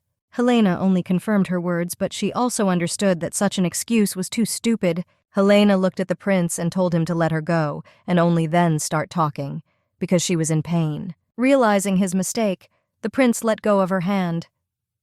Leonard looked at his sister and asked if nothing really happened. He desperately wanted to know what that strange man had told her. Helena said everything was fine, and he didn't have to worry. Leonard looked at his friends and said that they needed to stay a little and rest, and then go. Helena stood and thought about everything. She wondered whether the man had left or remained somewhere nearby. The prince looked at his friends and said that they would still be better off if Hamilton walked next to him. He invited them to unite. Helena was at a loss because she knew that they had not escaped him just recently. She looked at the prince and asked how he was going to look for the Viscount. I didn't even know where he was. The prince looked at her and said that Viscount was where the carriage stopped because every time the prince did this, he was waiting for him at the place where they parted. Helena was surprised, because now she realized that the young man ran away not once or twice, but much more. Now it became clear to her why he was so clever. Leonard looked at him and said that he would go and have a look himself if he predicted near the carriage that they did not need them and he could go and find him himself. He said that if he was left alone with Helena, they would quarrel with her anyway. Helena looked at her brother and asked the prince how about he go with Leonard. Leonard was a little taken aback. Helena knew that if the man was somewhere nearby, she had to find him and talk to him while she was alone. The prince looked at her and, in an angry voice, asked her if she was going to wait alone when the stranger gave her candy and go after him. Helena was furious and said that he just asked her for directions. The prince was not going to leave her alone. He said that they would wait for him on the spot, since it was not far from them to the place where the Viscount was. He said he would run quickly and find him. Leonardo followed the fleeing prince, who disappeared around the corner and said that it looked like they were using him. Leonard came closer to his sister and asked if everything was all right with her. He wanted to know if anything had happened to his sister. Helena looked at her brother in confusion and said that the man had not done anything to her, and he certainly did not want to harm her. The young man hugged his sister and said that if she said so, then he believed her, but he was still very worried about her. He said that he thought she was hurt because she didn't come here of her own free will. The brother hugged his sister with tenderness. Helena thought that her brother was still the best in the world. For her, he was a guardian angel. She knew that he was much better than the prince not to leave. The prince was almost the same age as her, but he constantly began to get angry when something did not go according to his plan. Helena thanked her brother for his support. She realized that all the stranger's words were simple nonsense. She thought that he was just crazy. Helena realized that now she did not feel the energy of the man who was pursuing her. She was furious that the energy was gone. She realized that if he had moved nearby, intending to get closer to her, then it was the right time to do it now when there was almost no one near her. If he had disappeared since Kaiser left, then the prince was also in trouble. Helena pushed her brother away. He was a little surprised by her behavior. Helena realized that something bad had happened. Helena screamed furiously that Kaiser was in trouble. Helena understood that even if she thought a little, everything was obvious. She blamed herself for being frivolous. She knew that the princess was still nothing and had lost her power, but was still first in line for succession. Prince. She was terrified for a year just thinking about who would be attacked first. Leonardo shouted furiously that he did not see the prince. Helena said that she was sure that the young prince had been dragged into a den for frivolous ladies. She said that he doesn't work during the day, so you can easily hide a person there. Should you be shocked and ask your sister if she thinks that someone grabbed the prince? But she didn't just think, but knew that that's how it happened. Helena looked at her brother and told him to bring the Viscount. She intended to head to the brothel right now. Leonard was shocked and said that it was too dangerous on her part. Helena said that if she was mistaken, he was not taken to the brothel, then he would need to hurry up and go somewhere else. Leonard was scared and said that it was best for him to go there and not her. CX Helena knew that he could not cope with the winners, so she said that he ran faster than her, and therefore it would be better if he brought the Viscount. Leonard was very worried about her sister and did not want to let her go anywhere. Helena looked at him with the softest eyes and asked if she had ever told him nonsense. He looked at his sister and told her to promise him not to do anything dangerous, mentally assured him not to worry, because now she didn't want to get involved in trouble more than anyone else. She was quite familiar with the picture of everything that was happening. Helena knew that if something happened here with Kaiser, then her family would also be destroyed. She wanted to be reasonable and calmly check the location of the prince and wait for the Viscount. Helena was angry because she had to suffer a lot.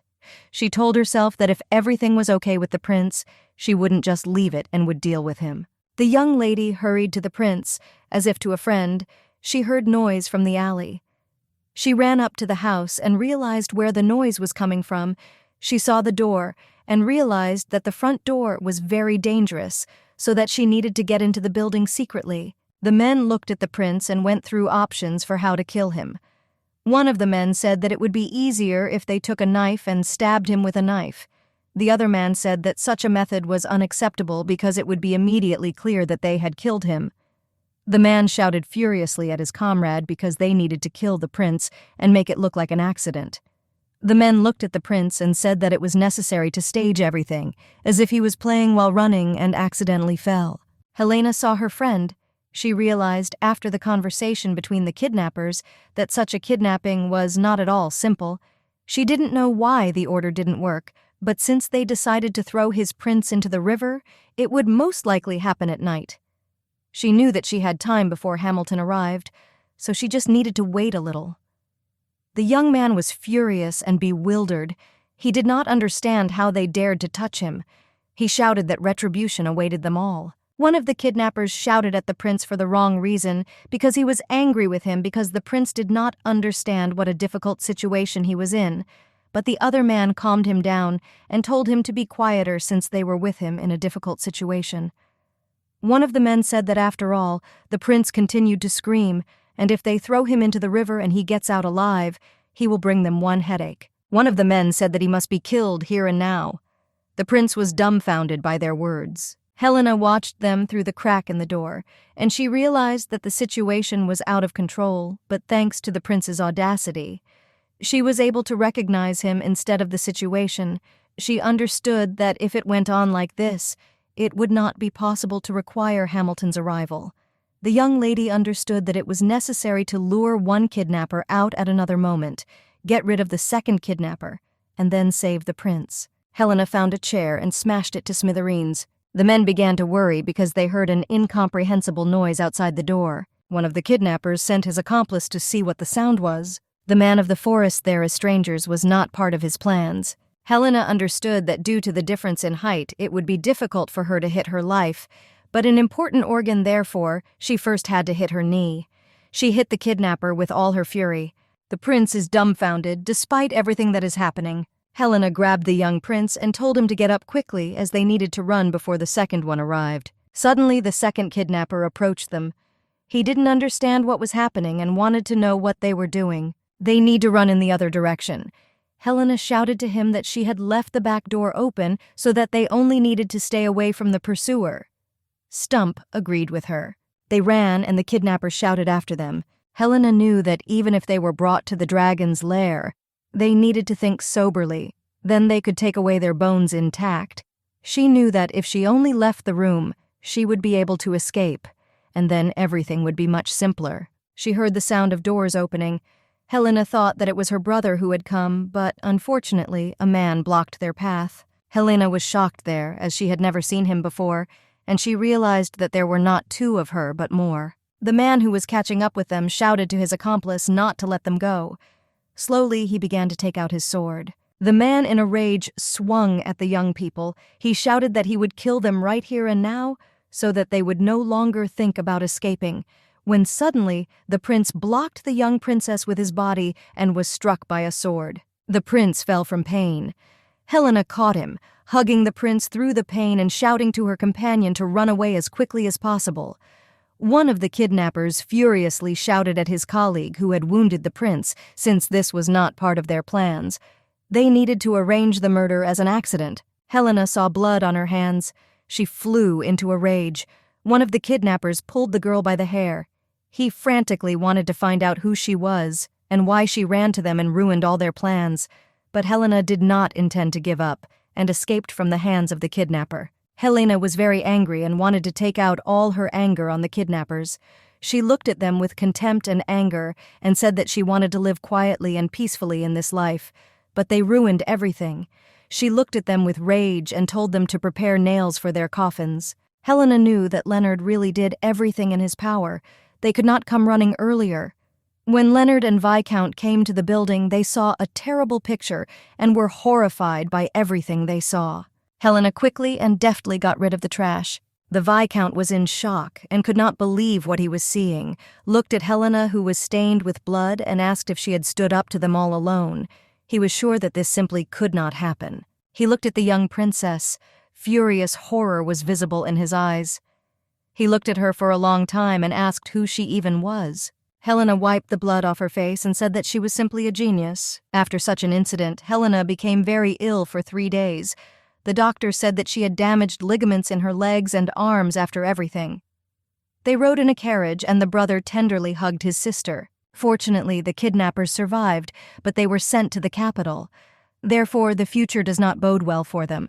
They had to pay a price for daring to touch a member of the imperial family. Helena knew that they could simply be killed on the other side to close their mouths. That day was actually annoying and problematic. But still the young prince did not die. He remained alive, and this was their small victory. Although an unpleasant situation occurred that had consequences, young Helena still could not escape her fate, and she had to listen to the grumbling of her father. 2 days after recovery, he called her to his audience. The Duke looked at his daughter and asked her if she knew why he called her to him. Young Helena, looking away from her father, simply hummed. Hesitatingly, she looked at her father and said that he probably wanted to praise her for the fact that the prince returned to the estate safely. The Duke looked angrily at his daughter. Helena hesitated a little and said that, of course, he did not return in perfect order, so he could hardly be praised for such things. Helena knew that humor had never been her strong point. The Duke lowered his eyes and said that he and the Duchess were very worried about her because they knew that she was an unusual child. Helena smiled a little and asked her father if he was worried that with her unusualness, she was suppressing her brother and could seize the duchy.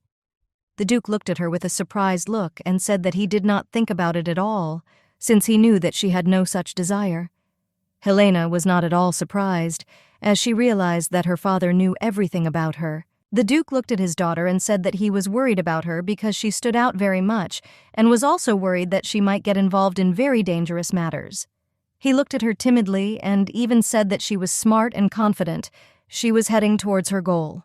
The parents may no longer be happy that their 10-year-old daughter ran to the kidnappers. In her past life, Helena's father found the most interesting story about how she sealed the dragon. The Duke said that the Viscount was also overexcited because of his desire to take the young lady with him to the capital. He said that he wanted to introduce the best teacher to her and train her properly. Helena thought a little as she realized that the Viscount was another person similar to her master from past life. The young Duke looked at his daughter and said that if she agreed to this, they would recognize her as a special child. The Duke looked at her and said that as a parent, he was not sure whether this was right or not, and he would like to ask Helena what she would do in such a situation. Helena knew that the life of a special child about which her father continued to warn her was completely opposite to her ideals of the quiet life that she desired. But, unfortunately, she could not find anything fun, and whatever she did, everything seemed completely uninteresting and boring to her. But after her brother started swinging a sword after her lessons, thanks to this, she was able to feel the fun in her second life. Helena looked at her father and said that she would like to teach Leonardo how to use a sword. The Duke looked at his daughter and said that he understood everything and agreed with her. Helena really wanted to do what she liked and didn't want to do what she didn't want. She recalled her past life and compared it with present. She really wanted to spend her life exactly as her soul dictated. Helena knew that her father had allowed her everything she dreamed of, and now the reason to defeat the prince had disappeared. But that wasn't why she tried at all. Helena knew that the time had already come to visit the prince. It seemed to her that such a thing was natural. Helena felt guilty because Kaiser got hurt, because she doubted, she didn't understand where the prince, with his hands tied, got the courage to cover her. She didn't know what to tell him. Young Helena stood leaning against the door. Since no one answered her, she knew that she needed to return. The prince approached her, standing next to her. He watched the girl's actions, but when he saw that she was about to return, he asked where she was going. Young Helena was frightened by this appearance when entering the room. She asked why he wasn't sleeping, but wandering around alone, looked at his friend and said that he couldn't sleep, looked at her and told her to better say what she was doing so late at night. He looked at her and said with a grin that she was probably going to do something very daring with a sleeping man.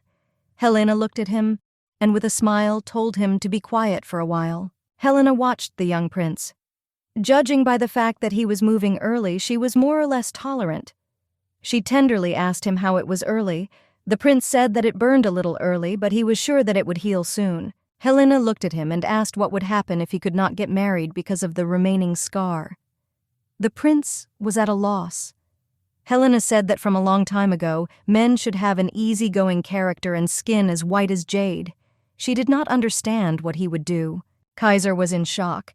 He shouted that because of the wound he would now not be able to get married. He shouted that if he couldn't get married, she wouldn't get married. Helena, with a grin on her face, said that she didn't need to get married since her brother said that he would take care of her until she becomes a grandmother. Kaiser was shocked and said that this simply couldn't happen.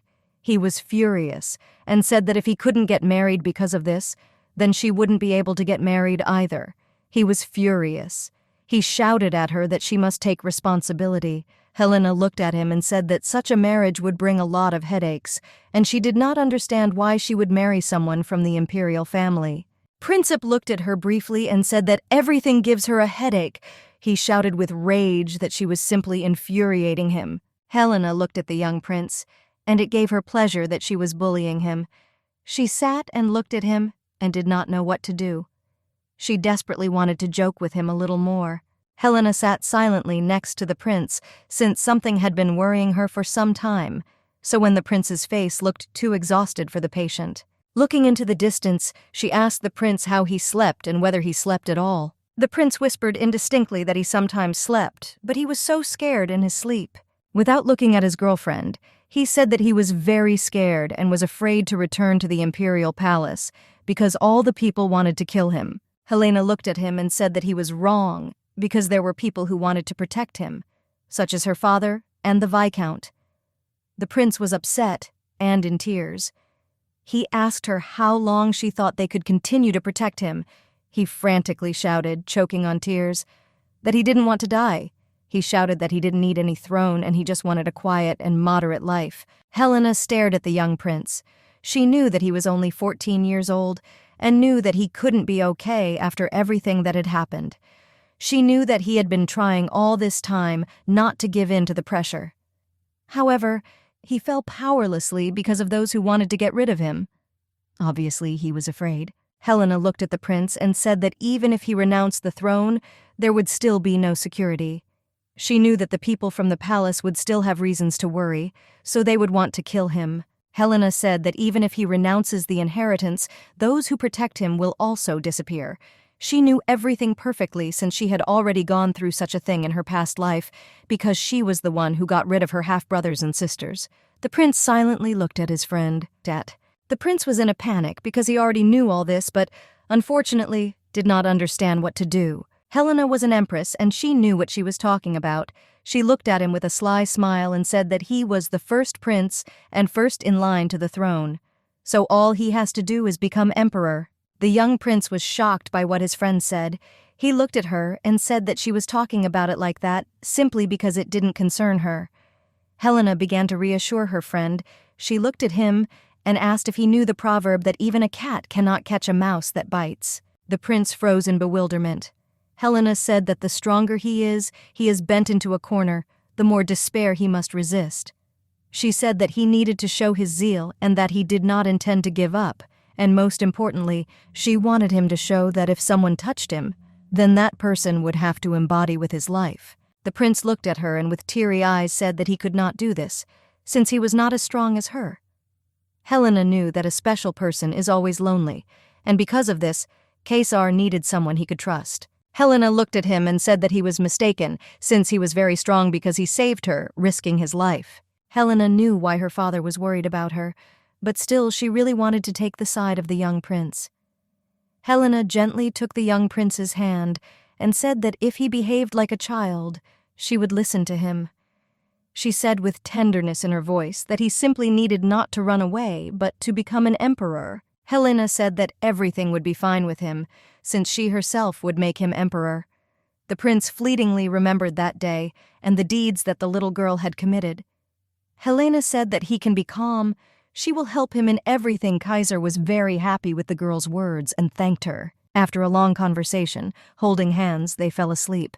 That night was long and terrible, but still they held hands and together defeated her. The wound Kaiser received early on his back eventually became a scar, and Hamilton, until the very last day of their departure, begged her to go with them to the capital. Hamilton pitifully begged the Duke to let the young lady go, but the Duke flatly refused the Viscount.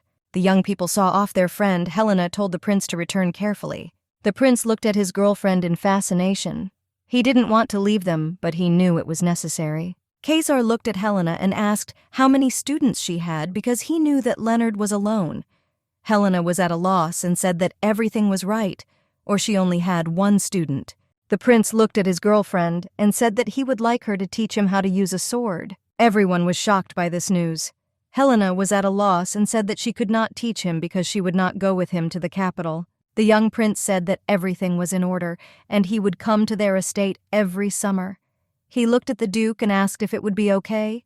The Duke looked at the prince with a warm smile and said that they would always be glad to see him. The prince looked at his friend with a grin and asked if she had heard her father. He asked her to keep her promise because she promised that she would be by his side until he reached the very top. Helena was a little surprised, but at the same time pleased with his words. The young lady looked at the prince and said that she would be a little rude to him and asked him if he was sure he would not mind such treatment. The prince looked at her and said that he would try to be persistent. Helena, with a smile, said that she would twist him as soon as possible. They looked at each other for a long time because they didn't want to say goodbye at all. But Helena knew that he would arrive soon. Their summer together was so short, but also long. The maid brought Helena a letter. It was addressed to Leonardo and Helena from the prince. He wrote that he would come to them next month, so he asked to tidy up his room and also asked to change the rustic curtains. Helena looked at the letter. She was not at all surprised, since he always wrote without formal greetings, but she was infuriated that he wrote about his room, since the living room was not his room. The brother approached his sister and asked who the letter was from. Helena said that the prince told the young man with a smile that time flies very quickly. Helena looked at the sky and said that she agreed with him, and time flies as quickly as the new summer has already arrived. 3 years have already passed since they first met the prince. Helena, without taking her eyes off the sky, told her brother that it seemed to her that this season would be especially hot. The 4th summer, which they again spent together with the prince, was already approaching. Helena came to the workshop.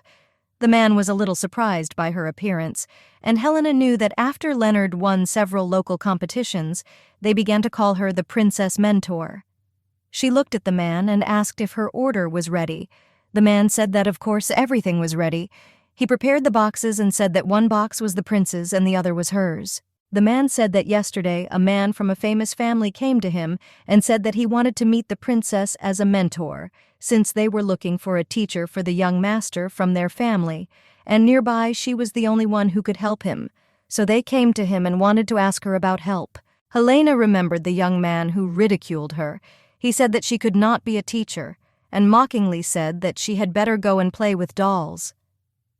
Helena looked at the sword and was very pleased with the work of the master, since it was better than she expected. The sword was short and light. Helena looked at the man and said that she didn't have much free time to take on hopeless people as students. The man was confused and asked if he needed to convey these exact words. Helena said that he could still tell the boy to forget about the sword and play with dolls instead. Helena looked at the sword in the mirror, and she really liked it, since it was so elegant and even looked beautiful with her outfit. She understood that the sword was very suitable for self-defense. The maid paid for the master's work. The master, in turn, said that he would convey all her words, and he also wished the young lady a good journey. Helena knew it was the most beautiful sword she had, and her spirits lifted. As soon as she stepped through the threshold, a little girl rushed past her. Helena froze in incomprehension. The maid hurriedly ran to her mistress. She was scared and wanted to find out if everything was okay with Helena. Helena, after a few minutes, I realized what she felt. It was a real pickpocket. She turned to her maid and said that she had been robbed. The maid was in shock and said that she needed to report to the security detachment immediately. Helena said there was no need for it since there were only a few coins. In her past life, Helena also often engaged in theft after all. When this concerned her, it bothered her a little. The maid looked at the young mistress and said that she was still very kind. But Helena didn't want to stop there, and she said that she could find the thief herself. The maid was shocked and forgave the mistress to stop because the pickpocket children were incredibly rude. Helena turned to her maid and told her to better pray that the evil Helena would not kill anyone along the way. The male master and the maid were shocked by the young mistress's words. Helena looked at their reaction and realized that after all, jokes were not her thing. Helena looked into the place where she was and realized that street children would definitely be hiding in such a place. The young girl was surrounded by other pickpockets. They wanted to know if she had definitely robbed the aristocrat and if she had definitely not taken anything for herself. The young girl was angry with them. She said that she did not take anything for herself, and she gave everything that was in her wallet. The man furiously shouted at her and said that if they found even one coin on her, he would kill her. The young girl was excited and angry. She shouted that she was from the Bonds family, so she would not steal money. The men mocked her, and one young man looked at her with a grin and said that, most likely, she did not steal, but simply begged them. The girl hesitated and did not answer. The young lady was furious and shouted that she simply borrowed some money from the nobles since they had enough finances. She shouted that she didn't rob everyone like they did. Helena watched from the sidelines and didn't understand what nonsense the girl was talking about. The man replied that if it weren't for them, the girl would have already died on the street. Helena looked at the squabble of the young people and remembered her past life, since she knew that the girl would come to the elders in order to transfer money, because she also had such times. Helena looked at the young girl and realized that she was talking about the county. Helena knew that the Count's family had a very good reputation, and she had never heard of them having a little daughter, but Helena also knew that the Count also had blue hair. She realized that the girl was illegitimate. The young people started beating the young girl. She was in shock and did not understand how they could behave this way with newcomers. Helena looked at them and realized that they had begun to establish discipline. She remembered how she had experienced something similar. The girl inadvertently made Helena remember the bad things, and that was a problem. Unable to bear it, she jumped off the roof and asked for forgiveness. Helena angrily snatched her purse from the man's hands. Everyone present was shocked, and the leader looked at Helena with a puzzled look and asked who she was. Helena looked at the young man and said that she was just the owner of the wallet.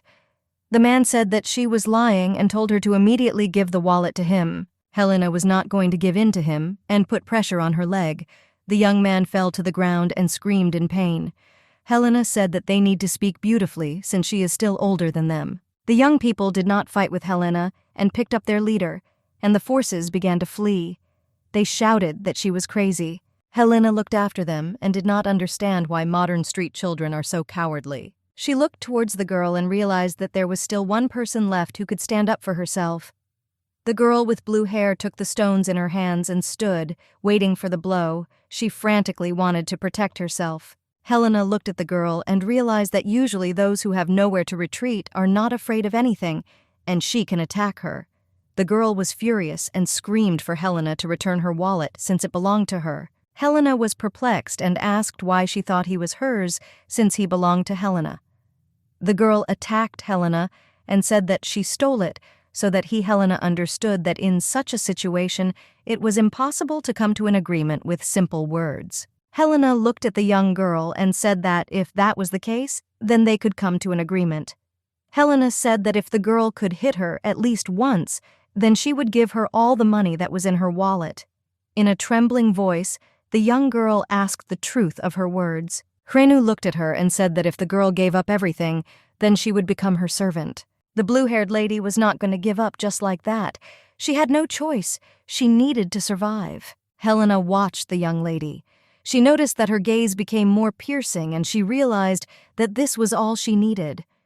The blue-haired girl attacked Helena in rage. Helena knew that such an act would have no effect on her. The blue-haired girl was shocked as Helena pointed her sword at her and she backed away. Helena looked at her with a grin and asked what was wrong with her, since she could not do anything with the aristocratic lady who had been brought up in warmth and comfort. The blue-haired girl was in shock since Helena said that she would not attack. The blue-haired girl tearfully begged Helena to stop and said that she was wrong. She frantically begged her forgiveness. The young girl knelt down and begged forgiveness for stealing Helena's wallet. She said she would never steal her things again. Helena looked at her and said that you can't steal anyone's things, and pointed out that she is a lady and the Bones family. The girl was choking on tears. She said that she was only illegitimate, and in fact she did not even know what the Count looked like. Helena asked the girl in a calm voice what her name was. The young lady bowed her head and said that her name was Tara. Helena asked who gave her such a name. She said that, according to her deceased mother, even before her birth, the Count gave her such a name. Helena presented her sword to the girl's throat. Tara stared at Helena and said nothing. Helena looked closely at the young girl and said that from now on her name is a god. The young girl was confused. Helena walked away from such a place and said that they agreed that if she gave up her position in the duel, then she would become her servant. A god hesitated. She did not understand the whole situation. The girl looked at Helena and asked why she chose someone like a god. Walking down the street, Helena really wondered why she helped the girl. She recalled the old days, that a long time ago someone also helped her. She knew that all this was not happening out of a desire to pay back for the shameless life of a street child. Helena turned to her companion and said that she liked to pick up people when she walked the streets. After some changes in the county, a new member of the family appeared. The young girl sparkled and happily said that her name was Agod, and she was 12 years old. And for a year she quickly learned everything, thanks to which she earned a good reputation among the servants and even quickly got used to the dukedom. Helena bent down to tie her shoelaces. Agod shouted to her that the lady could not tie the shoelaces on her own, but Helena was in a different mood and said that she could do everything on her own. Agod shouted to Helena that there was dust on her shoes and asked her to use her as a rag for her feet. Agod screamed that she did not need to hold the fork herself and frantically begged her to let her feed her. But for Helena, it was a big problem that the young girl especially constantly followed her and went too far. Helena told Agod to go and rest, since she had no need to follow Helena to training. Helena looked at the young girl, and it seemed to her that she was like a dog. Leonard looked at his sister and asked if everything would be okay. Helena said that she thought that as time passed, Agod would calm down a little, and said that this was not the case at all since the prince would arrive soon. Helena was perplexed and did not understand why he was so worried. Leonard said that the prince and Agod would have a very bad relationship. Helena thought about her brother's words. She understood that it was necessary to take into account the ominous premonitions. At some point you arrived on the very day of the prince's arrival. The prince got out of the carriage and appeared before them in all his glory. He greeted his friends and asked if they had been well all this time. Leonard and Helena were shocked because they did not expect the prince to do such a big thing. The young people looked at the prince as if spellbound, but he in turn did not understand why they were looking at him like that. Helena looked at the prince in fascination and realized that he had grown up and shed his chrysalis shell. This was not the prince she had seen last year. She looked at him and asked in a trembling voice how much he had grown in general. The prince approached Helena and said that he did not know exactly, but somewhere approximately he had grown to 6 feet. He looked at her in surprise and asked if he had grown much. By her standards, he said with a grin that the master had become much smaller than him. Helena didn't like him touching her head because she felt his big hands. She asked him if he was going to remove his hand. The prince laughed furiously because he knew that the girl still had a cold character. She furiously hit him. The prince lay on the ground and said that in this empire, no one except her treats the prince like that. In turn, she just laughed. She didn't understand how he dared to put his hand on his master's head. Leonard looked at him and asked if he was okay. The prince looked at them and said that he liked the duchy because whenever he came here, everything was the same on the estate, but he noticed a new personality near Helena. He looked at the young girl in surprise and asked who it was. The prince told Clinny that in this day and age, one could not trust anyone. He did not understand how she could bring some beggar woman to the estate. Helena looked at him and said that even if the girl wants to betray her, then at most, she will steal expensive valuables and run away. The prince was shocked and did not understand how she could be so kind. Helena said that the girl did not give her any problems and did all the assigned tasks well, so she liked her. Kaiser was shocked. He said that he didn't like her. He didn't understand why he should worry about some servant. Helena thought about it and asked why he needed to worry about Agoda. The prince was perplexed and angry with Helena. He looked at his friend and asked where she was looking all the time. Helena said without moving her eyes that she was looking at her hips. The prince was shocked and looked at his girlfriend with open eyes, spellbound. He was sure that she had gone crazy.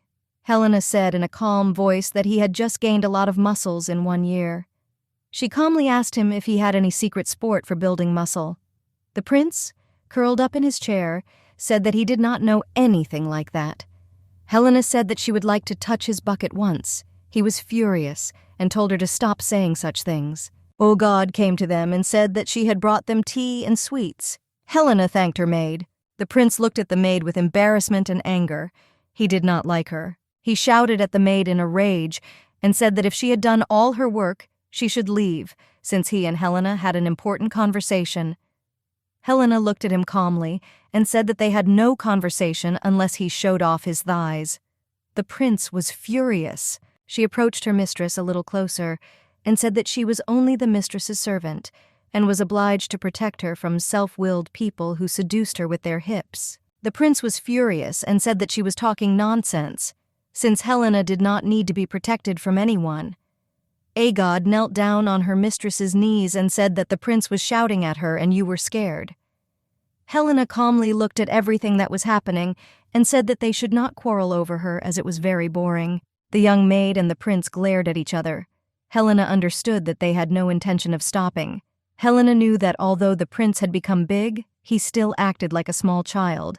Helena did not tolerate this and said that they would stop their conversation and told the maid that they needed to go.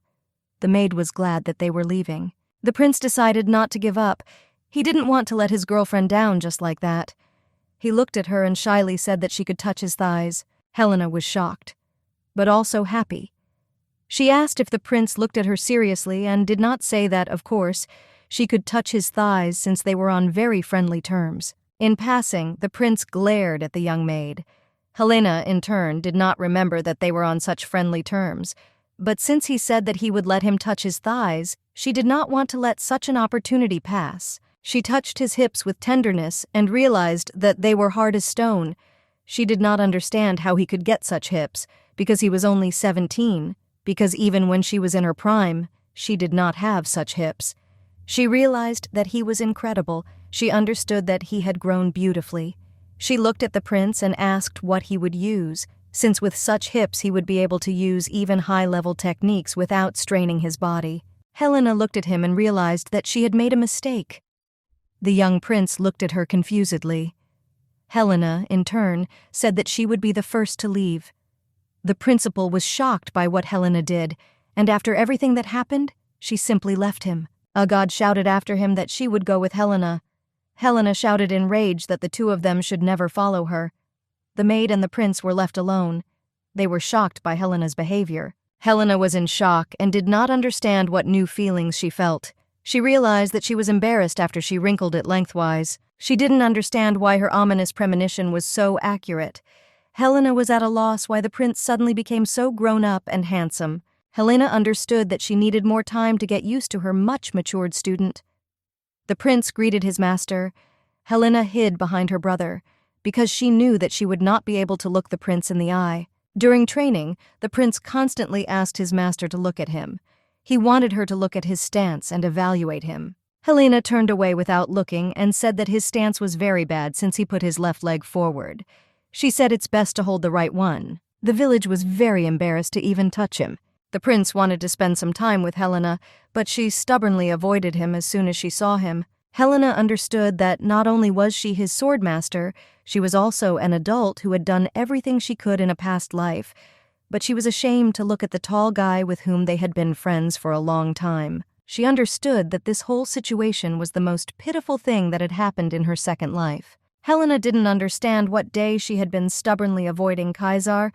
She understood that she was his teacher, so that she needed to look him in the face when she taught him fencing. She promised herself that tomorrow, so that this doesn't happen, she will pretend that nothing happened and you will be with him. Helena heard an unknown sound outside the window, but she remembered that in a past life they sent assassins to her, so she couldn't just let something like that pass by.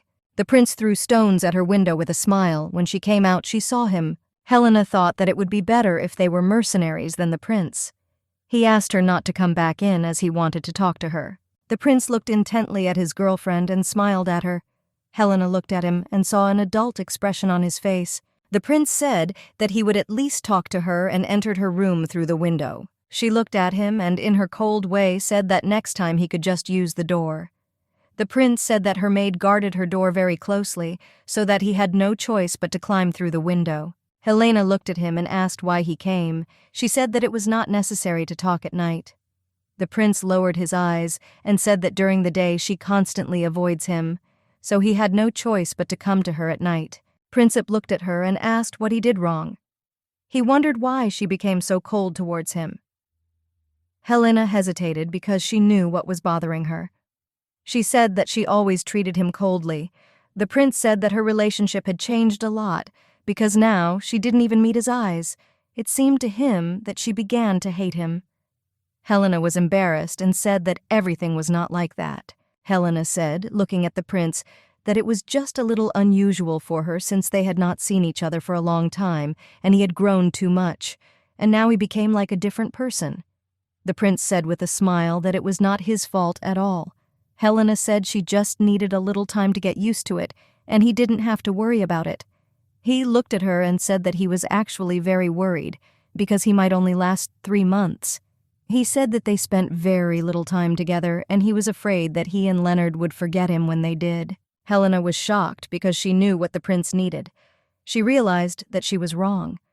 Helena sat closer to him and asked for forgiveness. She said that she would never leave her student for anything. He looked at her confusedly and asked if she could swear. Helena took the young prince by the hand and said that she would never avoid him again. She swore on her heart. Helena knew she had been too insensitive. She realized that no matter how Kaiser looked, he was already her student. Kaiser breathed a sigh of relief and said that everything was fine then. He said that finally speaking out made him feel tired. The prince lay down on the bed and said that she thought he needed to sleep. Helena looked at him and said that he needed to get some sleep, and tomorrow they would continue their conversation. He wished her good night and lay down on the bed. The girl was in shock and did not understand what he was doing. She told him to go to his room. Kaiser was perplexed and said that they had slept together before, so it was not a problem that he would sleep in her room. Young Helena was excited and surprised by his action. She knew that they could do this then because they were small, but now he had matured a lot, and she could not sleep next to him. She said that this would not work, and took a pillow and went to sleep on the sofa. Kaiser looked at her and asked where she was going because she swore that she would not avoid him. Helena looked at him. She thought that his height had only increased, but it turned out that his infantilism began to manifest itself more strongly. The prince said that he really wanted to sleep and asked her to quickly lie down next to him. Helena was a little concerned, but still agreed to lie next to him. The prince was pleased that she agreed, and they could sleep together like in the good old days. The prince looked at his girlfriend and said that he was remembering their childhood. The young lady was a little surprised, but Kaiser calmly answered her that at that time she was constantly with him. He looked at his girlfriend and said that if he had known that she wouldn't like it, he would never have grown up. Helena looked at him and said that this was just nonsense. Helena knew that he had grown up quickly, but he reassured her with his unchanging childlike character. She thought that the children were growing up really fast, and they began to rely on each other again and fell asleep holding hands like the good old days. Thanks to Kaiser joining Leonard's fencing lessons, the lessons became more energetic. Helena rightfully criticized everyone. She looked at Kaiser and said that he hesitates when he attacks. She also turned her gaze to her brother and told him to try not to use only the techniques that were familiar to him. Before this time, she experienced emotions and was unable to focus. But now she was attentive in class, and every time she met with them at a different time, They only did what they talked about swords. She realized that children really grow up quickly. Young Helena noticed that the boy's skills were rapidly improving, but she also noticed that the prince was learning much faster than she had expected. She knew that now she would have to redo the entire lesson plan she had drawn up. Helena wondered if her master from a past life felt the same way. She knew that there was nothing she could do and she needed to teach the young men and not miss classes. She sat and stubbornly wrote a plan when suddenly the Viscount came to her. She was a little surprised by his arrival. The Viscount looked at the young lady and asked with a smile whether the prince's abilities had improved and how her studies were going. Helena looked at the Viscount and said, "What exactly abilities? The prince has more work to do." She said that he was developing well, and she believed that a good teacher had also been assigned to him in the imperial castle. The Viscount looked at her and said that this was her great merit, since he had been trained for 9 months according to this training plan. Helena was glad because she realized that it was not in vain that she had compiled it. The Viscount told her that he was incredibly grateful to her for becoming a close friend to the prince. Helena smiled at his words. The Viscount looked at the young lady and said that he was saying all this for a reason. He was glad that the prince, at least in the duchy, saw his peers and chatted and even laughed. Helena did not understand what the Viscount's words meant. She didn't understand what was so unusual about this because he was like this all the time. Kaiser was constantly joking and making noise. The Viscount looked at Helena and asked if she knew what people called the prince in the imperial castle. Helena was a little surprised and asked what they called it. The Viscount said that they call him the Grey Wolf. All the people said that the prince is a man who tears into pieces and can kill anyone who comes close to him. Helena remembered the young prince especially yesterday when he said that it would be better if he didn't grow up so as not to upset her. She knew that in her memory he was a little boy, and sometimes a whiner. The Viscount said that the prince does not trust anyone and does not keep anyone close to him, and he said that after the assassin was sent to him he became even more harsh. Helena was shocked by what she heard. She did not understand how a hitman could be sent to the prince. She never knew about this, and he also did not mention the incident, but she was familiar with it from her past life, and she understood him very well. The Viscount said that the situation in the castle is not the best now. He asked her to keep everything a secret as he was sure that the principal simply did not want to bother her and her brother. Helena realized that she was mistaken about the young prince, and everything was completely obvious since he was very lonely and difficult in the castle. The Viscount looked at her and said that the prince does not change his decision to become emperor, so he is very reliable. The Viscount knew that everything was thanks to the princess. Helena was perplexed and did not understand why he said that. The Viscount looked at the young lady and said with a smile that he had heard her promise that she would make him emperor. Hamilton said that at first he was worried that she was just acting like a teacher, but his worries were in vain. He bowed down to her and asked her to continue to take care of the prince in the future. Helena was shocked by what was happening, because she understood that the Viscount was swearing to her, despite the fact that she was very young. Helena accepted his words as well as his actions and bowed back in a sign of honor. She remembered moments from her youth when she asked the prince to become emperor. Helena sank and thought that she had acted very unwisely, since she had not thought it through at all and made a promise to the prince. She understood that it was very difficult for the young prince, but at the same time she did not want to get involved with the imperial family. She wanted to live quietly and calmly. After everything that happened, Helena realized that this would not work, and she needed to correct the current situation. The young prince came to his master and asked why she called him at such a late hour. The young prince was surprised when he saw Helena holding swords in her hands. He asked if they would have a lesson again. Helena said that from now until he leaves, they will have special classes every night. The young prince was surprised, since the classes took place without their mutual friend. Helena said she would train him to be a dirty and mean technician, which Leonardo did not need to train. Helena decided not to hesitate and start the lesson, but the prince froze in place. When he saw that Helena intended, she attacked him. The prince was in shock and in misunderstanding. He shouted at her how she could attack so vilely and on the quiet. Helena showed no emotion, and it happened again. She looked at him with her penetrating eyes and said that she would teach him dirty techniques. She looked at him and said that now she had the power to cut him with a sword. even from the back. The prince froze in place. Princip was amazed by her technique and asked why she had two swords in her hands. Helena was furious and had no intention of giving up. She said that in class he should call her master. The prince was not ready for such a lesson. He frantically asked her to wait a little so that he could accept everything properly. But Helena did not intend to stop and shouted that no, wait, and they needed to be dealt with here and now. She screamed at him to remember all the techniques with his body, and not through explanation. She remembered her past life because she knew that she did not learn by reception, but learned on her own when she worked as a mercenary. She knew that such techniques were not used in duels, since with the help of such techniques anyone could scare and even kill their opponent. Helena was a little amazed because she understood that it was difficult for the prince to even defend himself. But still the prince did not intend to give up, and with the speed of lightning he shortened from her blows. Helena was much quicker. She held his throat with two swords and said that he was already a dead man.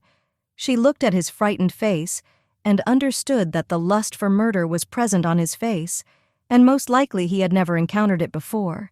She thought that if he was afraid and dodged, then only death would surely await him. She looked at him and said they needed to continue again. They practiced continuously. She was surprised at his abilities as he gradually began to keep up with her. Although Helena still pushed him away with force, she had no intention of teaching him how to win with technique. And again Helena defeated the young prince. She said that he was dead again, presented the sword to his throat. The exhausted prince sat on the floor and was panting heavily. She looked at his beautiful gaze and noticed hostility and fortitude in it. However, Helena knew that you cannot kill a person with the help of sheer strength of mind. Helena looked at the prince and said that they would practice until only she could kill him. Hesitating a little, she said that he should still become more capable and kill her. The young prince was shocked by her words. He did not understand why she was saying all this and why he should kill his master. She looked at him and, coming closer, said that this was the only way he would be able to survive in the imperial castle.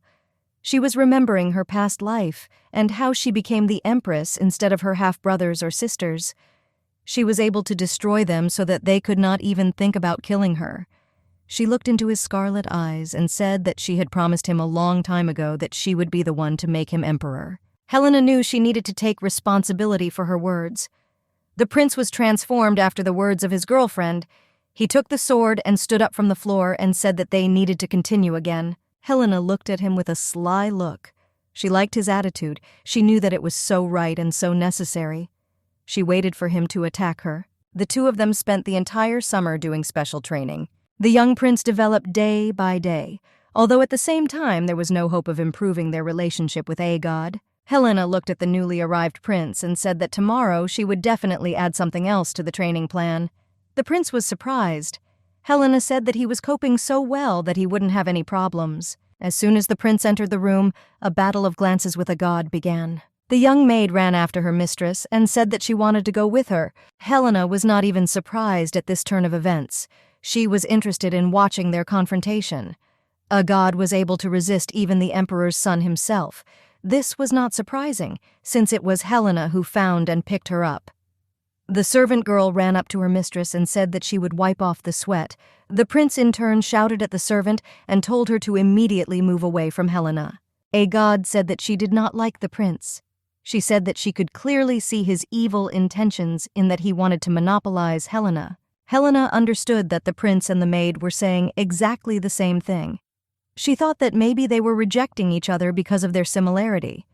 The prince also told her that she did not like the maid, since she was going to monopolize Helena. He furiously wanted her to no longer communicate with her, but Helena only answered that she could get anyone, but with her character she would not belong to anyone. The young maid understood everything and knew the young mistress's intention. A god said that she gets jealous when the three of them have fun in their activities. Helena was surprised because she didn't understand what was so fun about training. She recalled that she constantly humiliated and mocked, and also knocked the spirit out of young people. She was surprised that from the outside everything could look so fun and interesting. She looked at her maid and asked if she, too, wanted to learn fencing. The young maid hesitated a little and said that of course she knew that this was impossible. Helena looked at her and said with a smile that nothing was impossible for her. Helena said that if the young girl really wants it, she can send her to the fencing academy at any time. The young maid was shocked by this statement from her mistress. Agad came closer to her mistress and said that she did not mean this at all. She passionately wanted to learn to wield a sword from Helena. Helena thought for a while and said that this was simply impossible. The maid became upset and began to cry. Helena said that she was not going to take any more students, and even 2 were enough for her. Agad wept furiously and begged her mistress to allow her to watch young Master Leonard. She said that she would definitely learn to wield a sword on her own. Looking over her shoulder, she also added that under no circumstances would she cause them, especially her mistress, any inconvenience. Helena realized that the young maid looked more desperate than when she beat her. Helena realized that when the young prince leaves, she will need a guide for Leonardo, since she and her brother have too great a difference in skills for them to fight with him.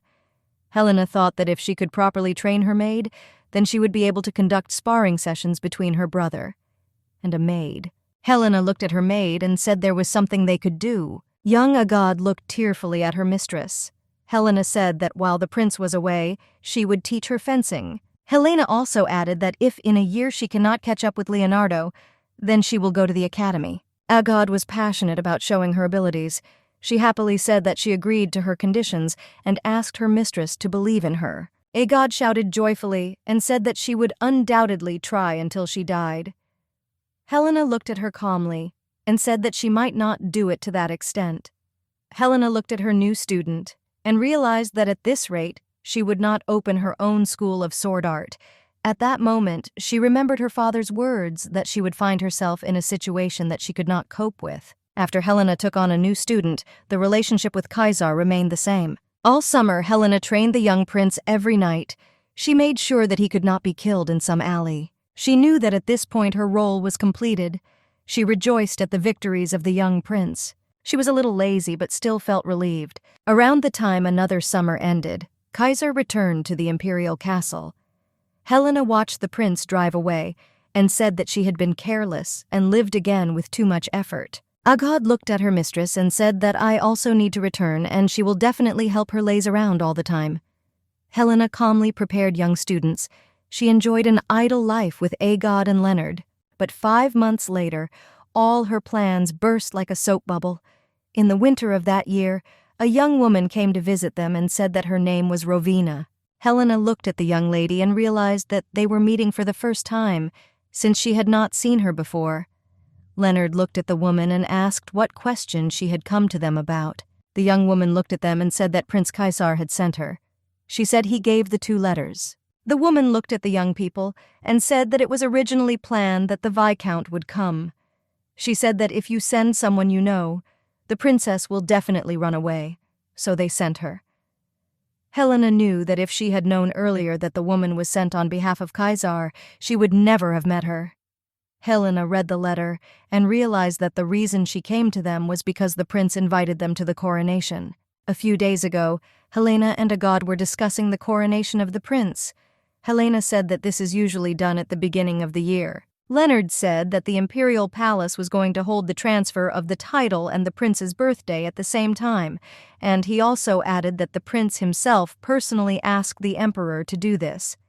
Helena was a little surprised and asked her brother if the prince's birthday was in winter. Leonard said that this is why the prince's middle name is Winter. He said with a grin that if the prince heard their conversation, he would definitely cry. Helena said that in any case, since they were still small, they would not be able to attend such a large event. Her brother looked at her and smiled. He said that she was probably too lazy to go somewhere as always. Helena looked at him and said that was another reason. Helena knew that she would not go to such an event. She knew that if it was the coronation of the emperor, then maybe she would go. She knew that it was impossible for them to go to a distant capital for the sake of the crown prince. Helena said that she was very sorry, but it was too early for her to make her debut in noble society, so she could not go to such an event. The guest looked at her and said that the prince knew that she would say so and asked her to tell her to read her invitation more carefully. Helena was surprised, but still listened to the woman's advice and read it. Helena sat down and looked closely at the letter. She saw the contents of the letter and was shocked by what she read in the letter. The prince wrote that if she did not come, he would officially inform everyone about how she liked to touch his hips. Helena was shocked that her student began to blackmail his master. She furiously crumpled the letter and threw it into the fireplace. Leonard was in shock and did not understand what his sister was doing. Helena looked at her with a sly smile, guessed and said that since she did not have an invitation, she would not be able to go to the reception. The woman looked at the young lady and said that the prince had foreseen everything, so he ordered many copies to be prepared. The brother and sister were shocked by what the prince came up with. Helena could barely contain her emotions. She looked somewhere into the distance and told her brother that they would be looking forward to such a large-scale event. Leonard was in shock and bewilderment. He looked at her and asked if she really intended to go. Helena was serious because she was very angry. She said that she simply had to go and meet the prince. She knew that it was better to go and meet so that she could personally kill him for his tricks. The guest looked at her documents and said that she was very happy because the prince was looking forward to their arrival, and she also invited them to move on to the most important thing. The woman said that she would also be helping the two of them prepare for their debut. She said that they had very little time to search for a designer, and she had prepared several dresses in advance. She showed the catalog and told her to choose what she liked best. She said that she wrote down all the titles of the invited aristocrats and asked them to learn everything in advance.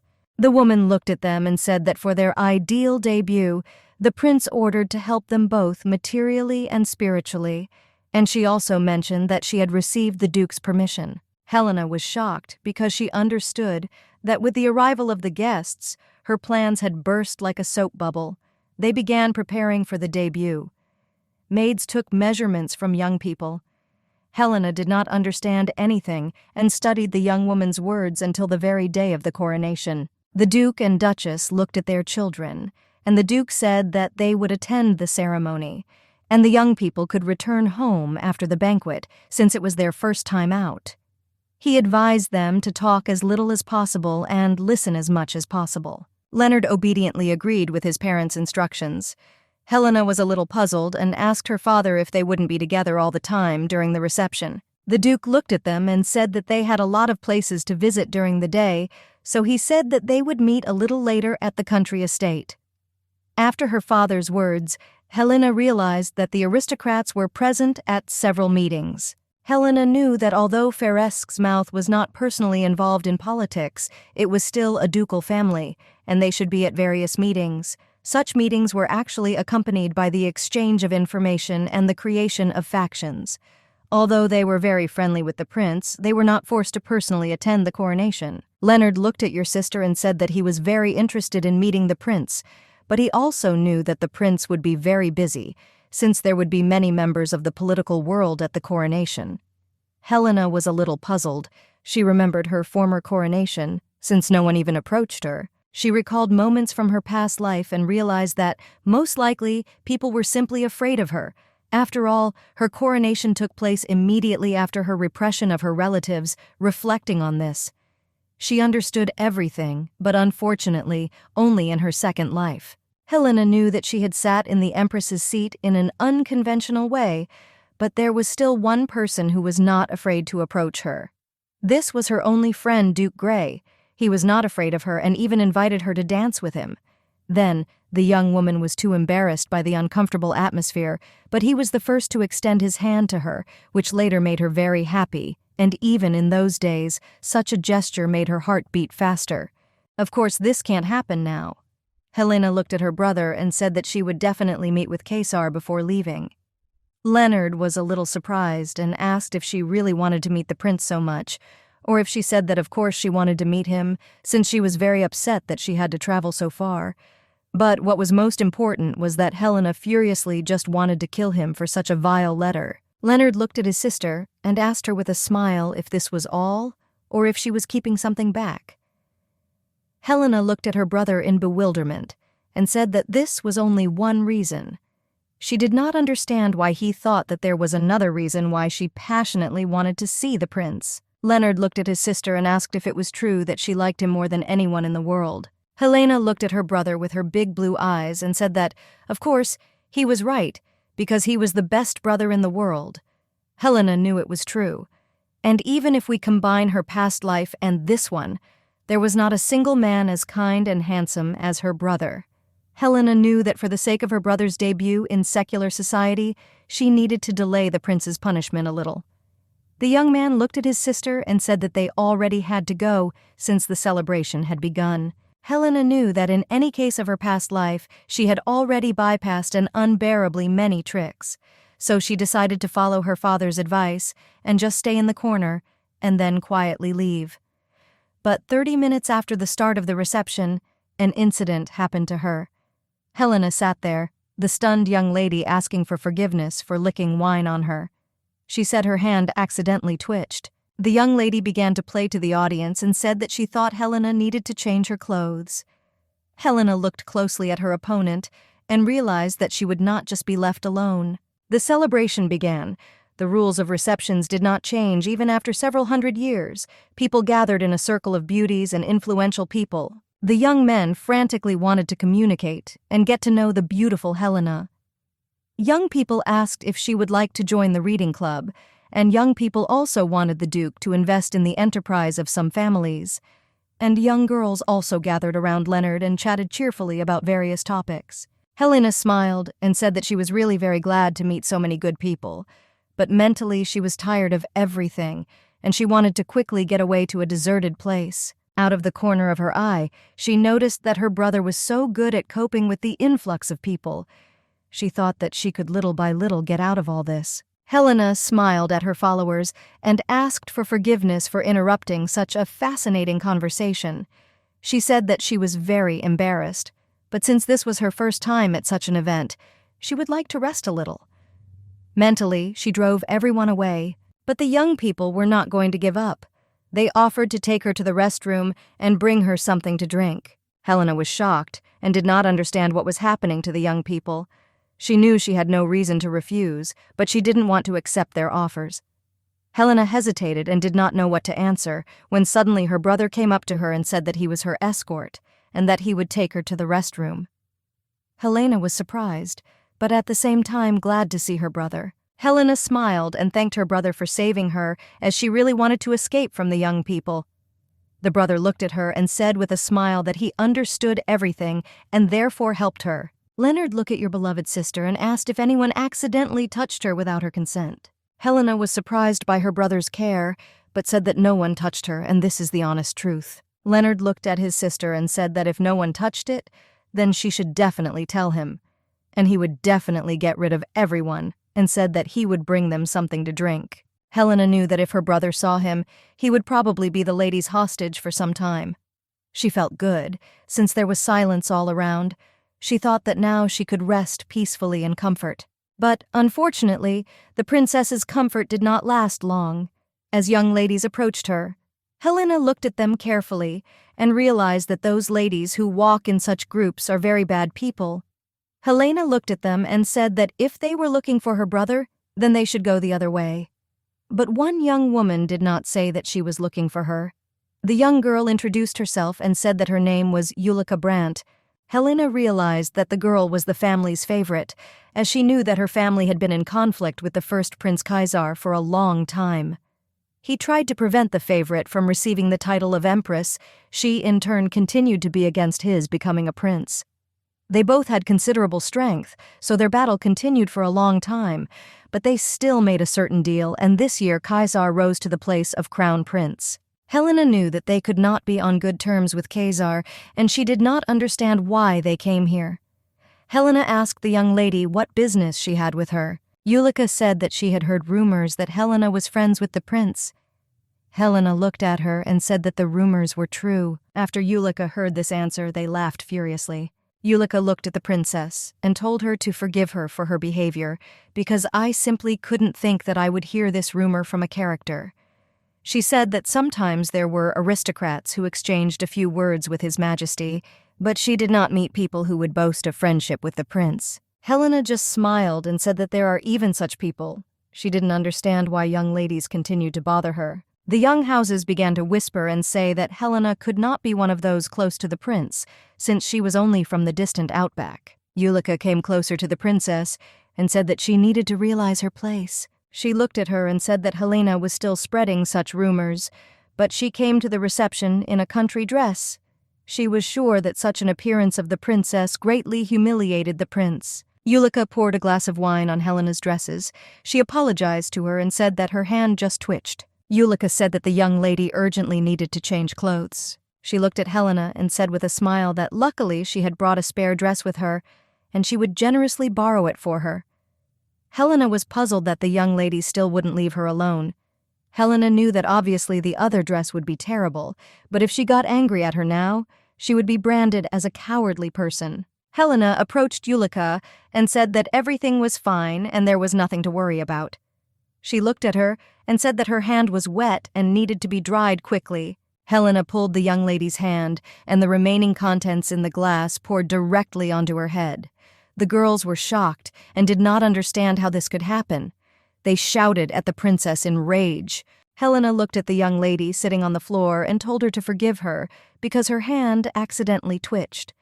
She looked at the ladies and said that they were all very generous with mistakes, so they could easily understand her. Helena looked at them and said with a smile that it would be better for her Ulika if she herself had a spare dress for the day. She said that she was very glad that the girl had brought a spare dress with her. Helena also thanked her for her advice about the dress, and she said that she would definitely convey her opinion to the prince. Ulika was shocked by the princess's words. Helena straightened the dress a little and said that in fact it was the prince who chose the dress, although in truth she knew very well who exactly chose the dress. Helena smiled and said that smart people can make mistakes. She looked at the young ladies and said that she would remember the kindness they showed towards the duchy, and no matter what happens, she would repay their families for it. The girls were shocked, and in bewilderment, they turned very pale with fear. Helena really liked their reaction because she thought they were cute after all. Helena left them and intended never to meet such ladies again. Ulika looked after Helena angrily. Helena sat and scrubbed her dress, but unfortunately she didn't succeed. She wasn't very upset, and decided to use this as an excuse and not go out into the hall. She remembered how Ulika approached her, and she was wondering what she was up to. She knew that due to the closeness of the favorite's family, their influence was very great. Plus, even as a countess, she was very involved in politics, so it seems that she had more influence than their family. Helena wondered what benefit she had in pestering the Foresky family. She remembered what the young lady had told her and realized that most likely the young lady was in love with the prince. Helena realized that if this was even true, then this situation was quite nice, even though there was no such expression of jealousy. From afar, Helena heard that it was announced that the prince was coming. She wanted to see him since she came to such an event, but her laziness was distracted by the fact that she saw snow outside the window. She moved closer to the window and gazed at the surroundings. Helena said to herself that in order to recognize a village dress or hers, she had to wear them often. Helena knew well that now that in her past life she was not particularly interested in dresses or jewelry before she became empress. She wandered the streets and battlefields, but after she became empress, she began wearing armor even more often. Helena looked into the distance and realized that she did not have a single good memory of the imperial palace, but still for some reason she missed those times. Unexpectedly, the prince came up from behind her and said that he had finally found her. Helena was surprised how he was able to find her. The prince said that she was not visible, so he asked someone and was told that she was here. Helena said that her clothes were a little dirty. The prince looked at her in surprise and said that he thought that she was avoiding everything again because she was lazy. Helena smiled and said that this was also one of the reasons. Prinza said it looked a lot like her. She looked at the young prince and asked if it was possible for the main character of the party to be in such a place. The prince said that he came after greeting everyone so that if he left for a while, everything would be fine. Helena was going to scold the prince at the meeting for sure because of the letter, but looking at how tired he was from preparing, she could not say anything to him. She looked at him and said that he had become even taller than her. The prince smiled and said that he was always taller. Helena sadly said that she had never had to lift her head so much to look up. The prince smiled and said that he understood that it was difficult for her to look up at her opponent. The prince approached her and lowered himself a little. He asked if it would be okay if she looked at him like that. Helena was shocked by the prince's behavior. She felt uncomfortable and said that he was too close to her. He was shocked and asked what she wanted then. She hesitated and he said that he could kneel. Helena said it was a great idea as she preferred looking down, so much so that she wanted him to kneel before her. He smiled with a sigh and said that there really was nothing to be done about her, and the young prince knelt before the young line and asked if his behavior would satisfy her. Helena smiled and said that everything was perfect. She knew that if someone saw the crown prince in such a pose, they would definitely be scared. But she knew that she could never say such words to his face. She tenderly closed his eyes and wished him a happy birthday. Confused, Helena thanked him for giving birth. After the words, there was silence between them. Helena waited a little and told him to at least say something because he was about to die of embarrassment. The prince thanked her and said that he actually came to her because he wanted to hear these words. Helena was embarrassed by the prince's behavior and said that if he went out into the hall, he would definitely be able to hear such words from most people. He looked at her and said that such words would only become meaningful if he heard them from her. Princip came closer to his companion, holding her hands and saying that he was born for her sake. Helena realized that in the young prince's voice there was a desire to burst into tears, and she could only hug him. She knew that he was a stubborn and lonely student who said that he was born for her.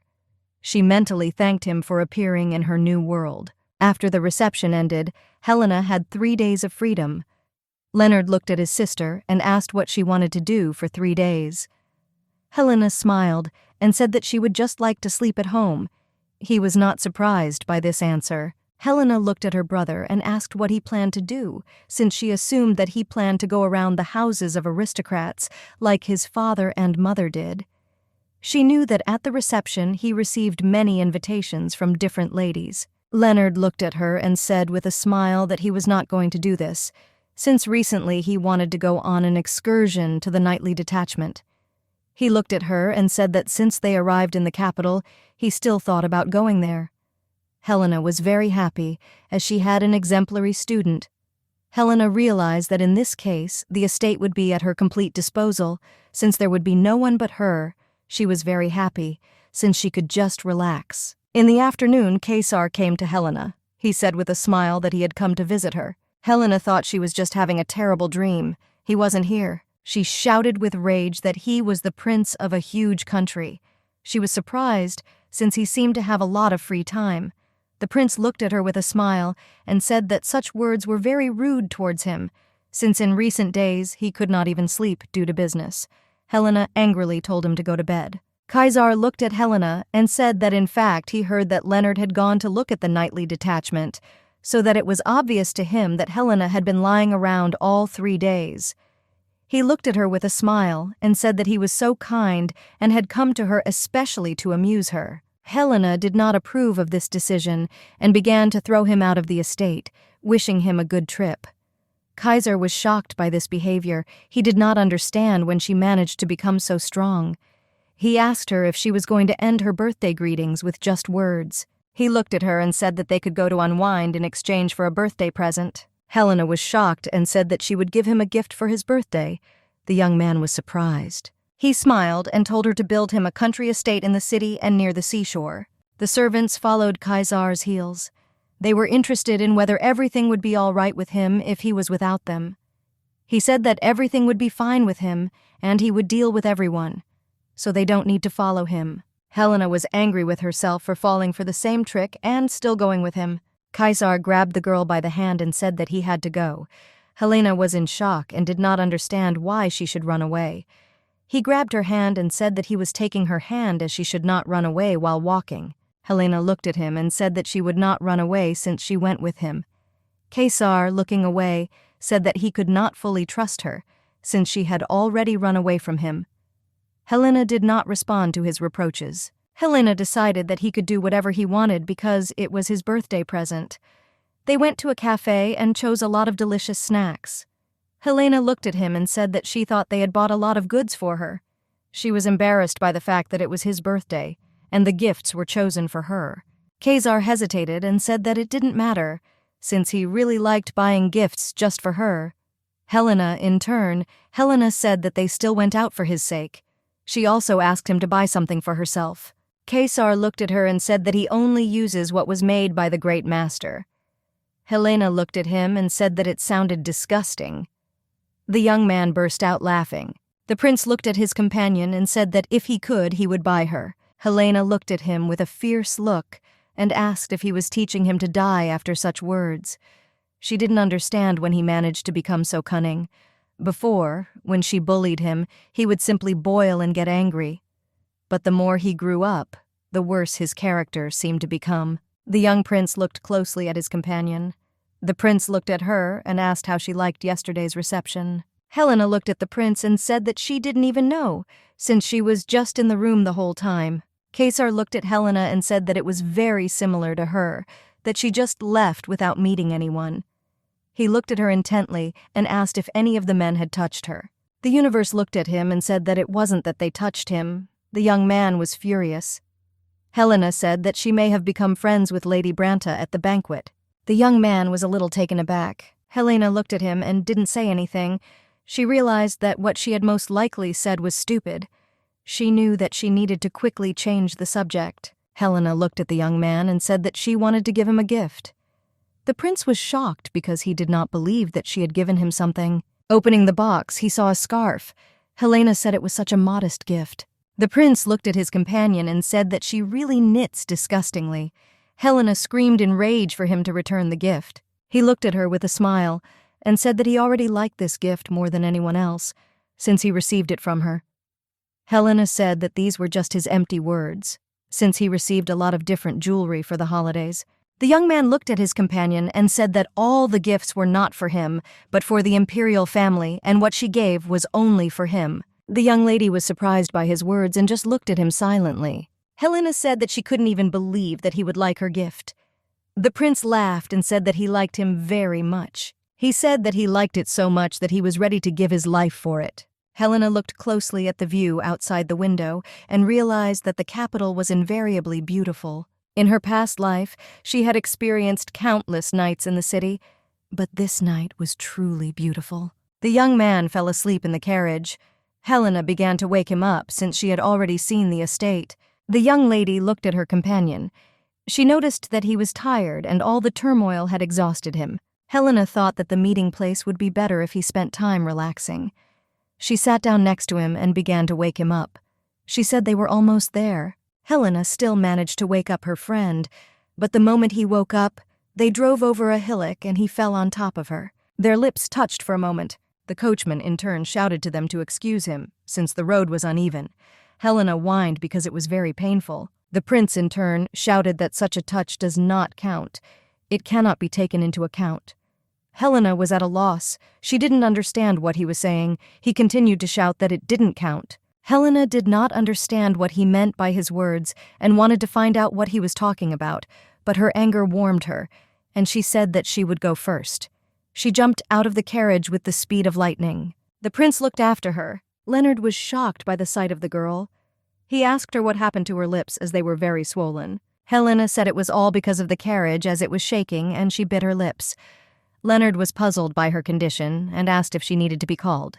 The young lady froze, unable to say anything in response. Serena said that she just needed to rest a little and everything would pass. Viscount looked at Helena and said that he persistently asked the prince to conduct a rehearsal for accession to the throne, but he practiced in the first half of the day and then came all sweaty.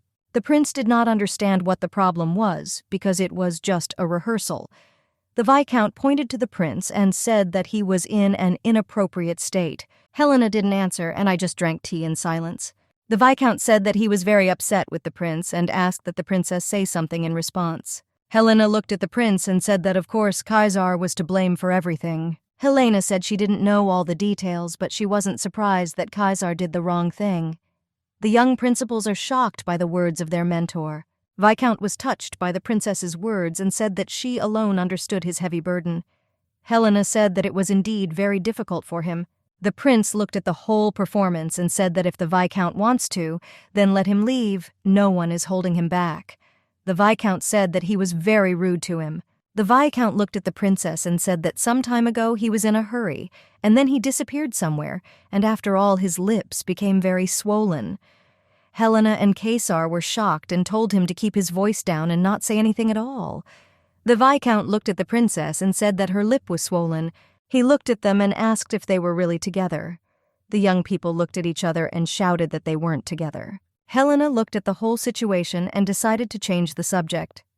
She asked the Viscount if he knew that you were placed in the Bible advice of the monastery. The Viscount was shocked because he knew that the book was very precious. He did not understand how it could be on the estate because it was worth incredible money. Helena hurriedly called him and said that she would definitely show him everything. The Viscount said that it would be an honor for his family.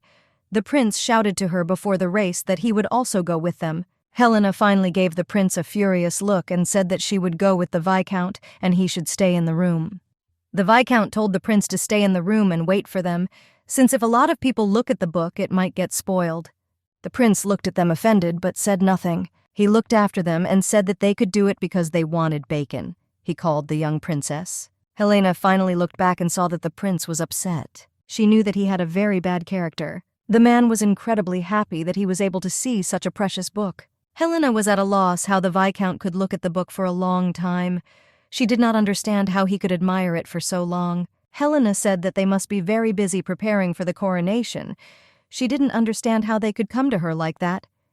The Viscount looked at the book and said that actually they shouldn't come like that. Helena sighed and said that it was because Kaiser was being stubborn again. The Viscount said that in fact they came under the pretext that he would complain to her. The young lady looked at the man in shock. The Viscount said that the prince was very upset and could not even sleep, so he wanted to make the prince comfortable, even if only for a short time. The Viscount looked at the princess and asked if she knew why the coronation was taking place earlier. Helena said that she heard that they wanted to spend her birthday together. The Viscount said that this was, of course, true, but in reality it was necessary to sort it out quickly. Helena was at a loss. Helena understood why he needed to hurry so much, because soon the favorite would become empress. The princess understood that the favorite would take the place of the empress, after which he wants to place his son on the throne instead of Kaiser. Now Helena understood why her father did not enjoy meetings, but was constantly busy. She realized that the Fairest clan had decided to fully side with Kaiser. The young lady looked at the Viscount and said that the Duke's estate was too far away, and it was difficult for them to learn about some rumors. The man looked at her and said that if she wanted, he could become her informant. Helena was shocked. She didn't understand whether he was joking or not. She looked at the man and asked why he was telling her such information. He said that this answer was not a gift for her showing him such a precious book. The girl understood that this was a very solid gift. In fact, when Helena heard the reason for the early coronation, she could pretend that she knew nothing, but everything changed when it came to her student. Helena saw the sleeping prince. She understood that even living in the largest and most luxurious place in the empire, he could sleep peacefully. I just arrived at a small estate. She watched closely while he slept. The young lady looked at the young prince, and she understood that she had put too much of a burden on him. She quietly said that if something like this happened, he should tell her, since he should not have carried such a time alone. The young prince woke up and asked when she had arrived. She said that she just came. She looked at him and said with a smile that she wanted to decorate his face, but did not have time.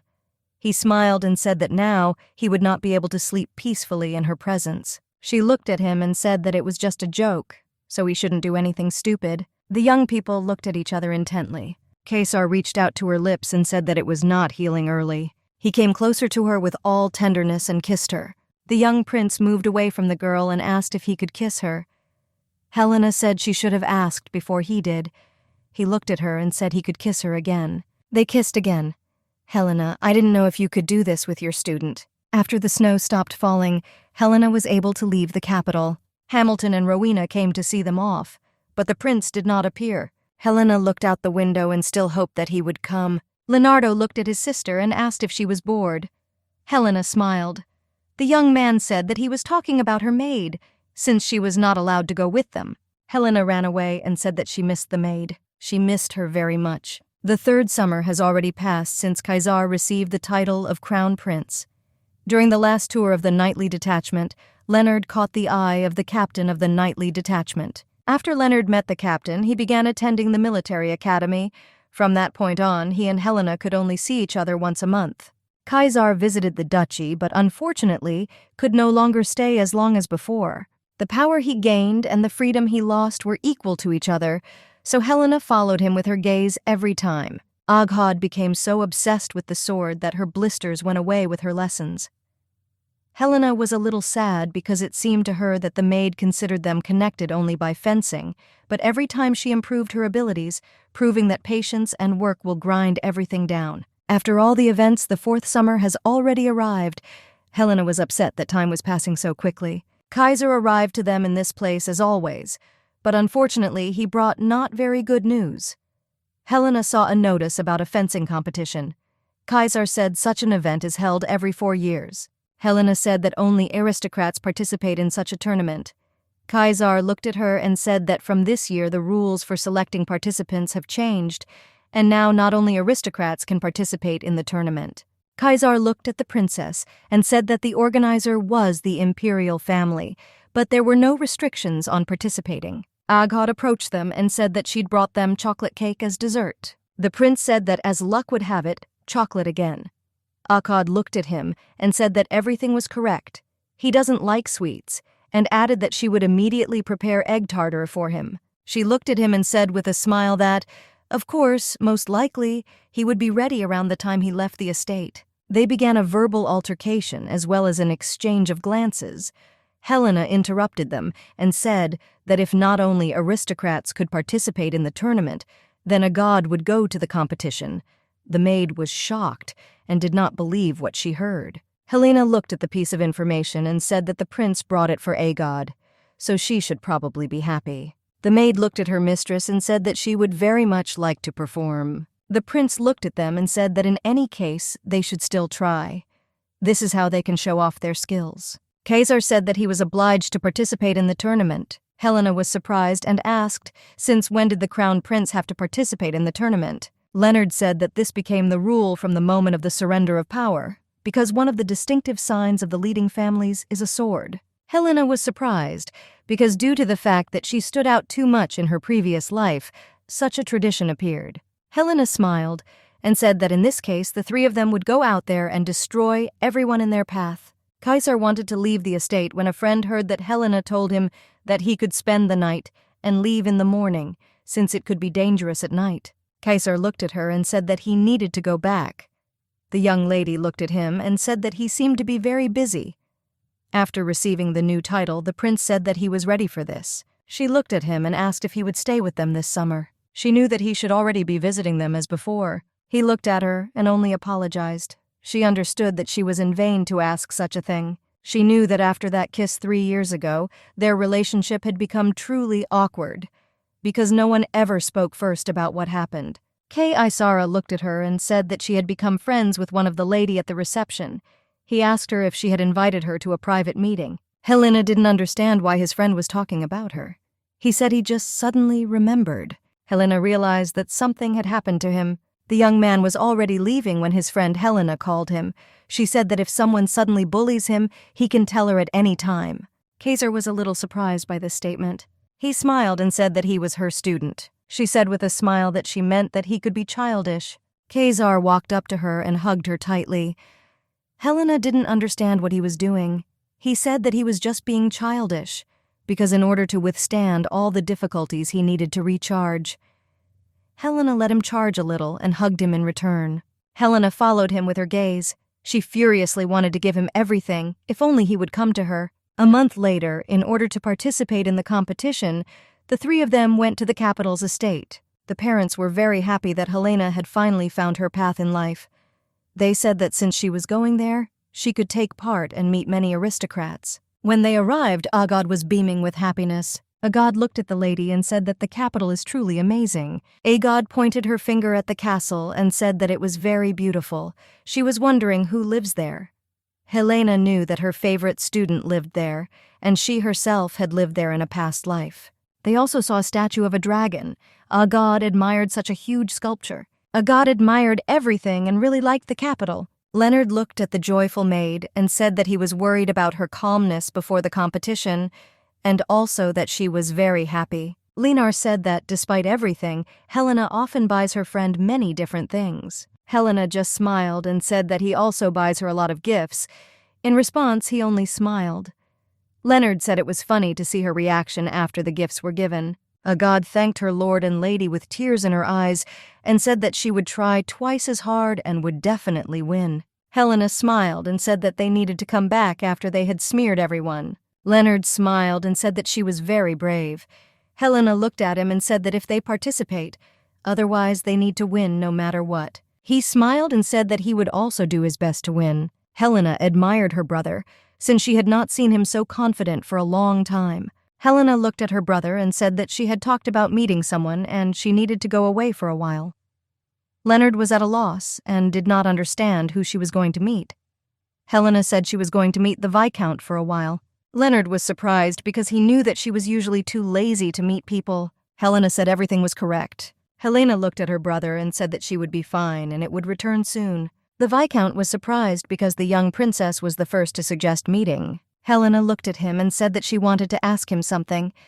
He was surprised and asked if she wanted to use him as an informant. She said she was not at all interested in politics. The Viscount was surprised and did not understand why everything was happening this way. He looked at her and asked what she was interested in. Helena said that she would like to know all the information about the Brandt family. The Viscount was surprised and asked what the lady from the Grant family had done to her.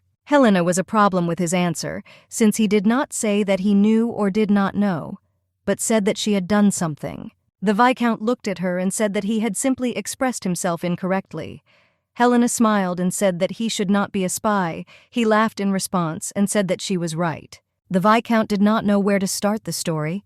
He said that the current empress intends to make her own son the heir, since Kaiser became the crown prince. Now, until he is killed, the empress's own son will not be able to take his place after Kaiser becomes emperor, and if Kaiser has a child, then his death will not be easy to pull off. The Viscount said that most of the palace's internal affairs, as well as the people who report to the palace, sided with the crown prince, but there are also those who serve the empress.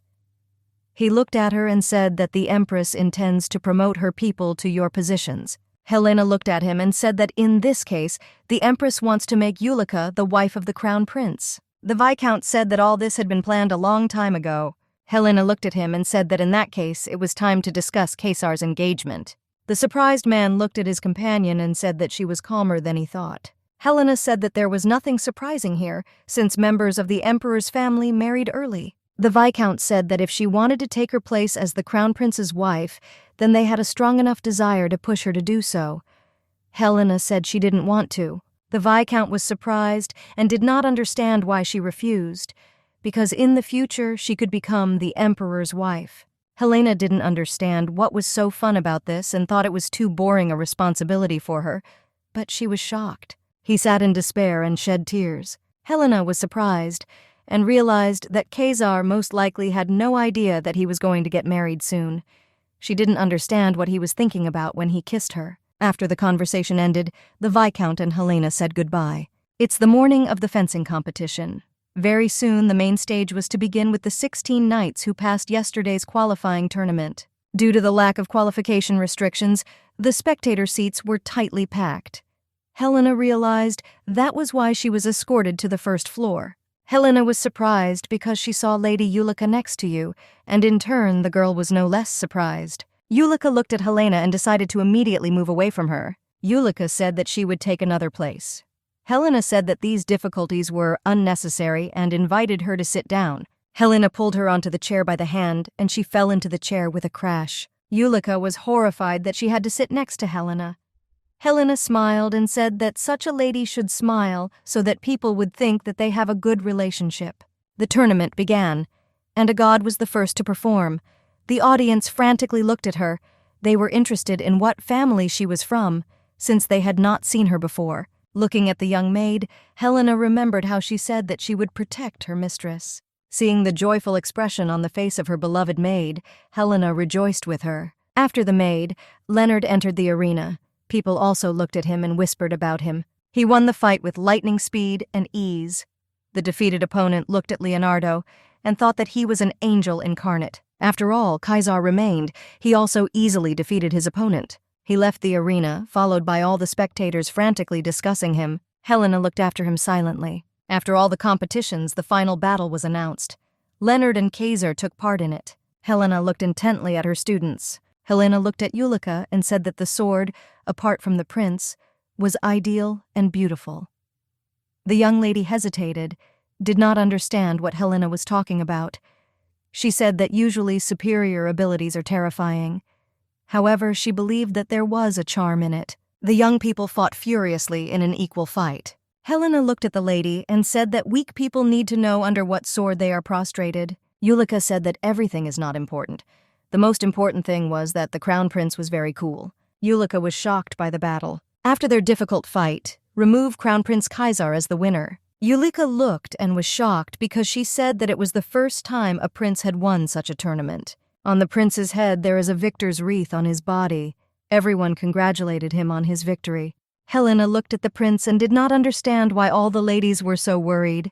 Yulika looked at her and said that there is a tradition according to which the winner gives a winning wreath to the girl he likes. Helena realized that she was in a difficult situation since she had chosen a not very good place. Yulika was waiting for the principal to hit her with a wreath. Yulika congratulated the prince on his victory. She said she truly believed he would win. He smiled at her and said that he was very glad that he could repay her faith. The emperor's favorite, waiting for a gift, looked at them from afar. The crown prince took off the wreath and Yulika waited impatiently for him to put the wreath on her. Unexpectedly for everyone, the prince put a wreath on Helena. The prince looked at Helena and said that he dedicates all today's honors to his esteemed master.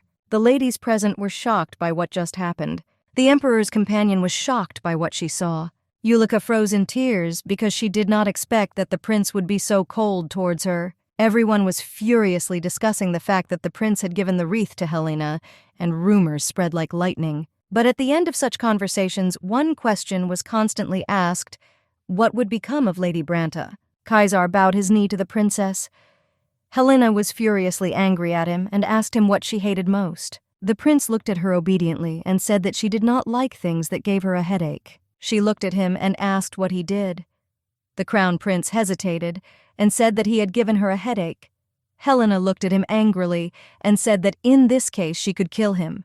The crown prince began to beg for mercy. He said that he was only carrying out her instructions since she asked everyone to return victorious.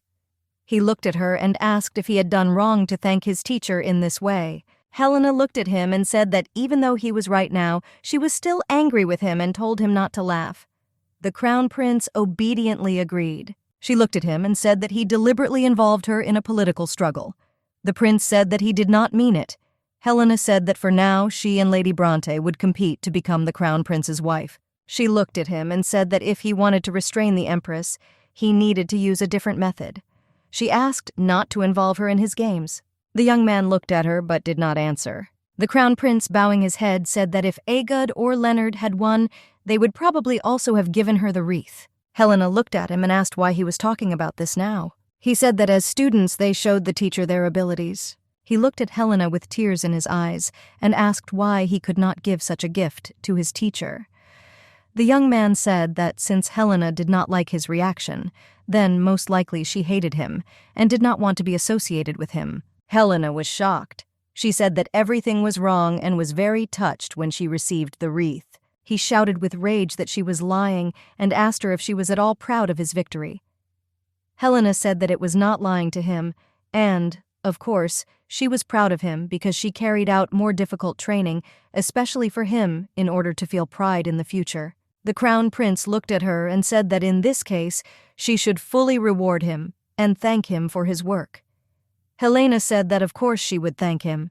He quickly changed his face and said that this was not really why he tried to win, and his feelings were not hurt. Helena was in shock and did not understand what was happening. He came closer to her, took her hand and kissed it. The crown prince said that now he would quietly and calmly wait for his praise and reward. He left, and Helena looked after him in bewilderment. The cheerful crown prince left the room. He told his servants not to worry and go about your business. Helena was shocked by what happened, so she was again involved in an unpleasant situation. Helena met with Leonard and told him everything that happened between her and Kaiser. She said that after their conversation, he suddenly left, but then returned again. The young prince looked at his friend and asked her if she had received an invitation to personal meetings. After she attended the prince's birthday ball, he looked at her and said with a smile that she would most likely refuse everyone. Helena didn't understand what he needed and why he was so worried about her.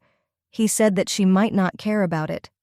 He looked at her and said that this matter also needed praise. Helena said that she mentioned this 3 years ago. She was surprised that he remembered all her words. She understood that indeed, the invitations suddenly stopped coming, and only letters remained that mentioned the desire to hire a god. Leonard said that everything was going well, since she was constantly too lazy to write refusals. Helena said she was a little scared. Leonard looked at his sister and said that everything that was happening was quite strange. He said that she received a letter of invitation today. Helena took the letter in her hands and began to look closely, as she noticed the seal of the imperial palace on it. Helena saw that it was a letter sent by the Empress. The invitation from the Empress was not easy. It could not be simply refused, not under any pretext. Helena knew that all this happened because of Kaiser and his wreath. Helena visited the imperial palace. She walked past the painting. Helena really wanted to be filmed since she was involved in those events, and she was uncomfortable seeing her. Entering the room, Helena saw the Empress. In turn, the Empress greeted the Duke's daughter and thanked her for accepting her invitation. Helena greeted the Empress with all politeness. Helena looked at young Lady Bronte and said that they had met again. In turn, the young lady said that, indeed, they often began to intersect to their will. The Empress was shocked that the girls knew each other. Young Lady Bronte said that she and the princess had spoken only a few times. The Empress looked at Helena and said that she was very modest even after the prince expressed his love for her. Helena was shocked by this statement and said that the Empress was probably joking. The Empress said that she was not joking, since Helena actually received a wreath from the crown prince at the competition, and the wreath symbolizes love. The Empress looked at the young Lady Bronte and said that she needed to put in a little more effort in winning over the crown prince. Helena looked at the Empress and said that she studied fencing with the crown prince. Therefore, most likely, he just wanted to share his happiness with her. The Empress looked at her and said that the girl was really modest. The Empress looked at the girls and said that Lady Bronte needed to study not magic, but fencing. I was surprised by the fact that the young lady studied magic. Helena learned that magic is a very complex subject that not everyone can use. She knew that at the moment there were no people who studied and used magic. The Empress looked outside and said that the two of them were so sunny today, and asked the young ladies if they would like to go with her to the backyard, since she wanted to show them something. Helena looked at her and said that she would be happy to join her. There was a shooting range in the backyard. The Empress looked at her invited ladies and said that she had invited the youngest archer to the castle so that the two of them could enjoy his company. Helena was at a loss. Helena also saw that Lady Bronte was also in such a situation for the first time. The Empress looked at Helena and said that she had heard that she had a talent for holding a ball. She was wondering if she had a talent for archery. Helena looked at the Empress and said that she held a bow as a child. Helena remembered the old days from her past life, while she worked as a mercenary. She was briefly trained in archery by her comrade, but unfortunately she could not master the bow as well as the sword, so she gave up. Lady Brunton was shocked. She said that not only did the princess hold a sword in her hands, but also a bow. In addition, she looked at the princess and said that in reality she could be called a tomboy. The lady said that if the lady is majestic, she must wield not only a bow, but must also be able to use dance and poetry as her weapon. Helena looked at them and said that she had noticed exactly the right thing. There was no need to enter into an argument after such a worthless provocation.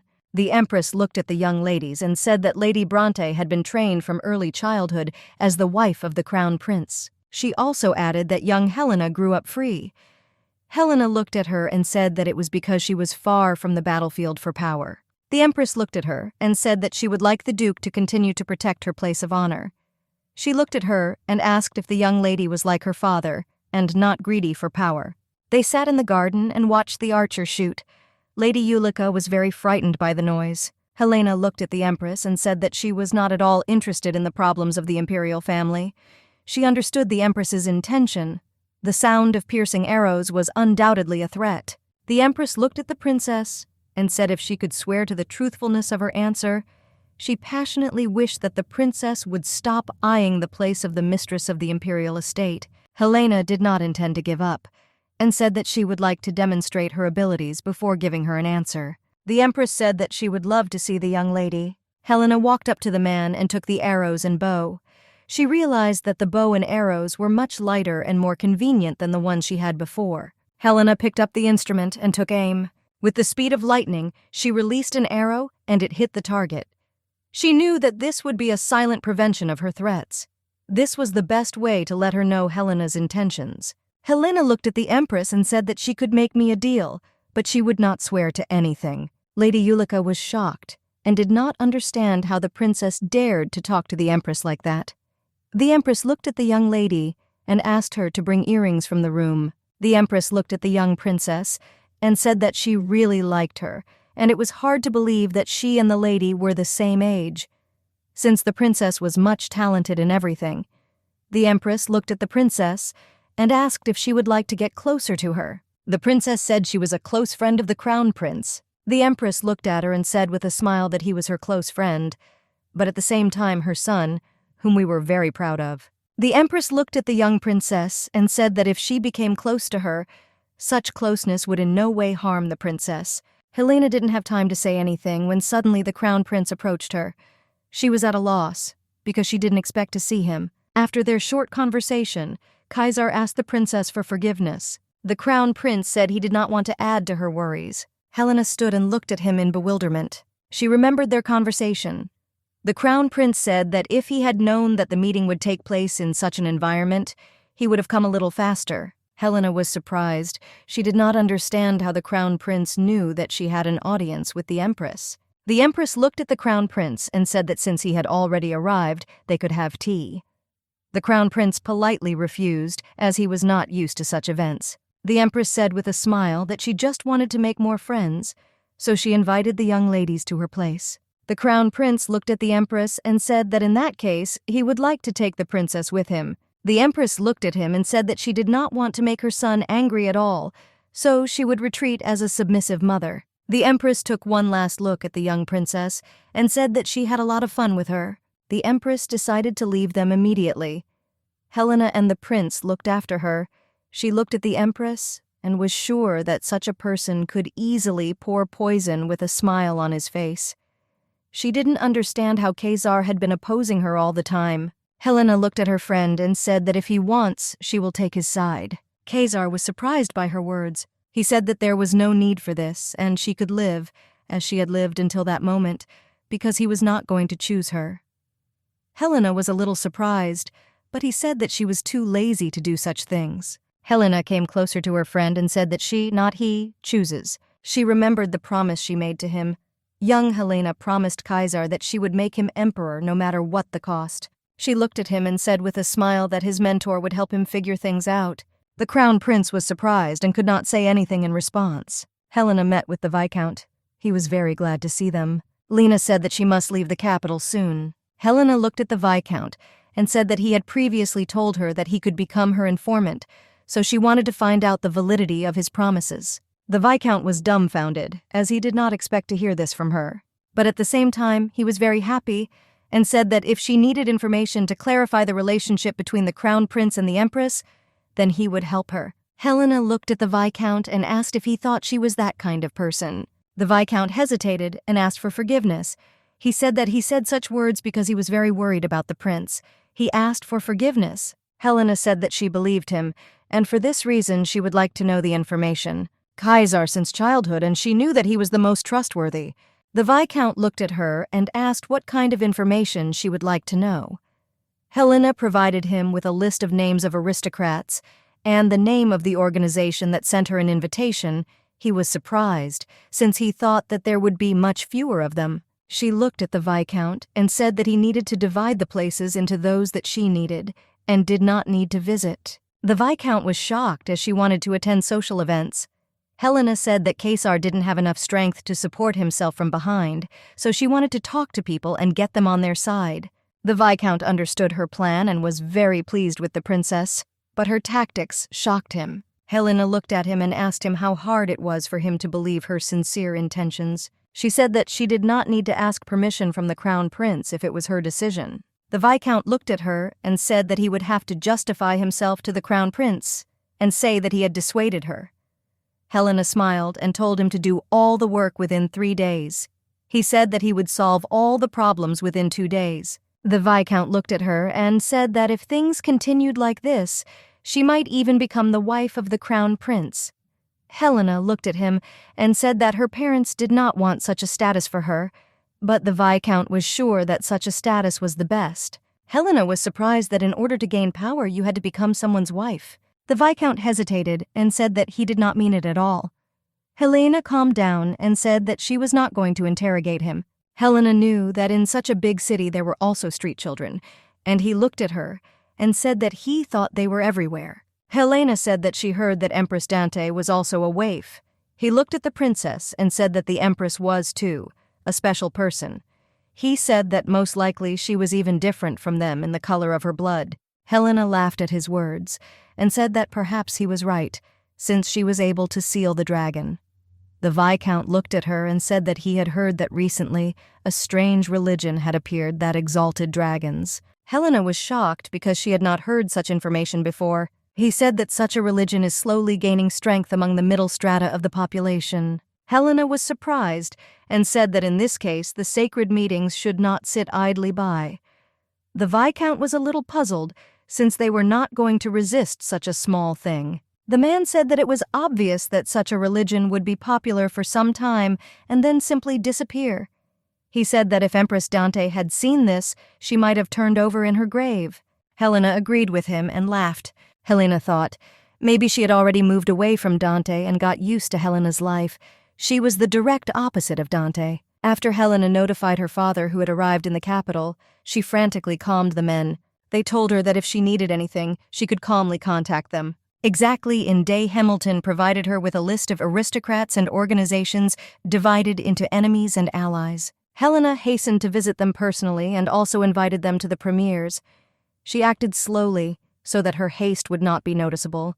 She made connections. The following summer, Agod brought the girl new invitations. Among them, Helena saw an invitation to Ulika's birthday. She knew she had to be present, because if she refuses, she will seem like a petty person to everyone, and she knew that this would be a good opportunity since the Empress would also be there. Helena went to the holiday with the Viscount, since her brother came up with excuses not to go with her.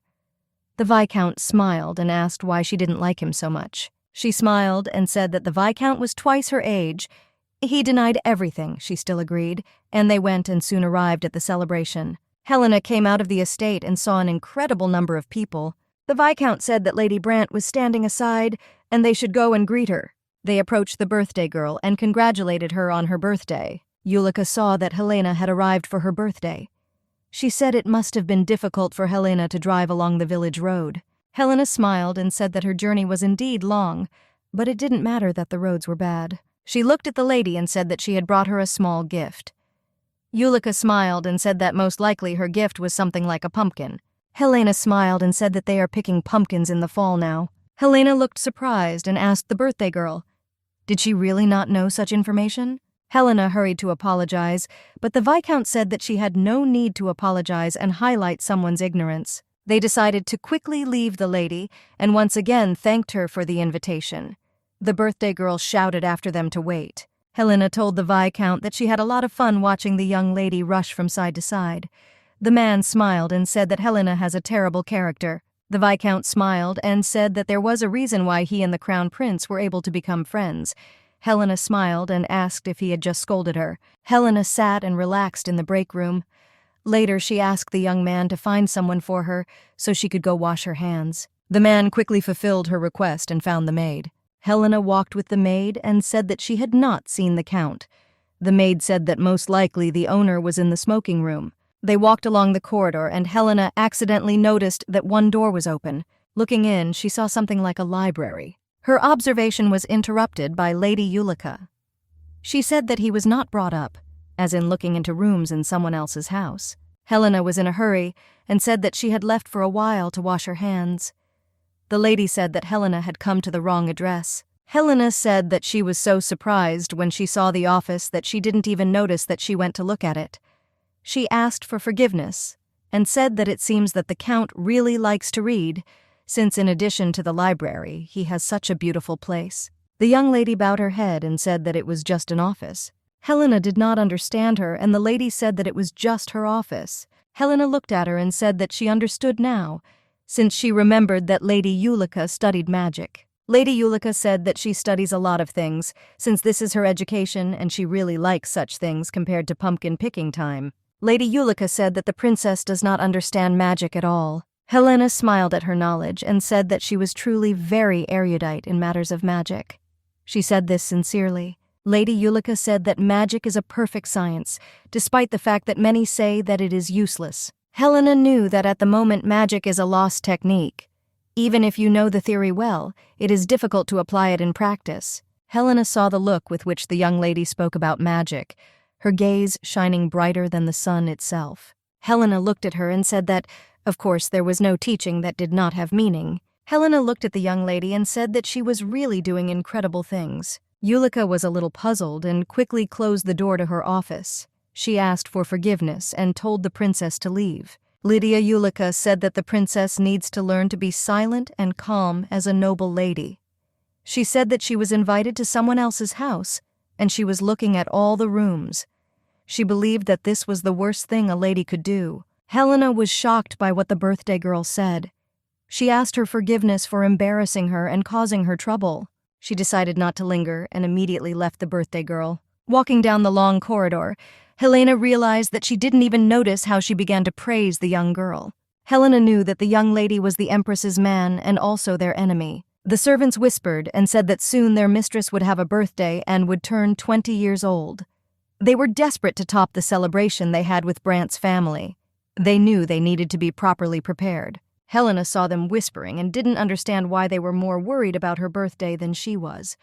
A god said that services have their own battle. They were furious because the customs servants were turning up their noses and they wanted revenge. Helena just laughed. A god asked Helena if Kaiser would come to the birthday celebration since he was not present at the Brant family reception.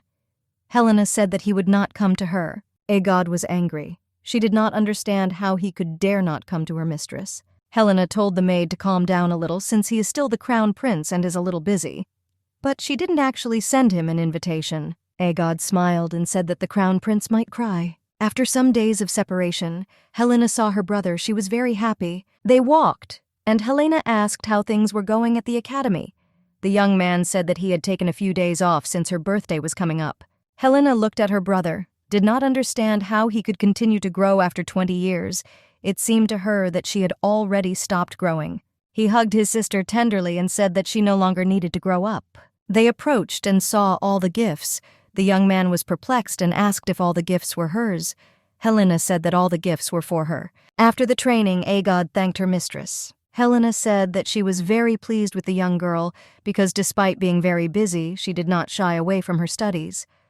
Agod said that of course she would work and study all the time. Agod looked at her mistress and asked her to take an hour of time and spend with her. Helena was surprised and asked when she would like to be with her. Agod said now. Helena agreed but said only for 1 hour. Agod was very happy and said that they would go to the same place for a while. Helena agreed but said that she needed to change before their little trip. Agod quickly ran and said that she would definitely come for her. Helena asked the maid if she knew where Agod wanted to go with her, but the maid said that she knew absolutely nothing and asked her mistress to sit down because she wanted to take care of her. Helena looked at the clothes and said that they were not too luxurious for an ordinary outing. She looked at her mistress and said that the dress suited her very well and she was quite beautiful. The maid burst into tears because she said that the mistress had grown up very quickly.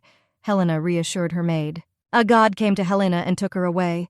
They were in a hurry and walked towards the servants' dormitory. Opening the door, flowers and congratulations rained down on Helena. Helena was very surprised and did not expect this. The servants looked at the young mistress and were touched by the fact that she was very surprised. The butler approached Helena and asked for forgiveness for inadvertently frightening her, since they wanted to wish her a happy birthday. Helena was touched and a little surprised, since they had never done this before. The man said that they heard that she would soon leave for the capital, so they were very upset and decided to congratulate her in advance. He presented her with a box and said that they had prepared a modest gift from all the servants. Helena was very happy and asked if she could open it right now. Helena was amazed by the gift. She understood that she had gone out of her way and asked where they got so much money for such a gift. The man said that they made pretty good money. The butler looked at her and asked if she liked the gift. She said that she really liked it because they knew very well what she was interested in. And of all the gifts, she liked this one the most. The servants were very pleased and smiled. They said that after all, swords suited her best. I smile. One of the maids said that they would be very happy if she didn't get tired of the gift. Helena smiled and said that she would never get tired of him for anything in the world, since her soul was created by them. Their gift could not be compared with the pile of bulk rubbish in the hall, even taking into account her past life.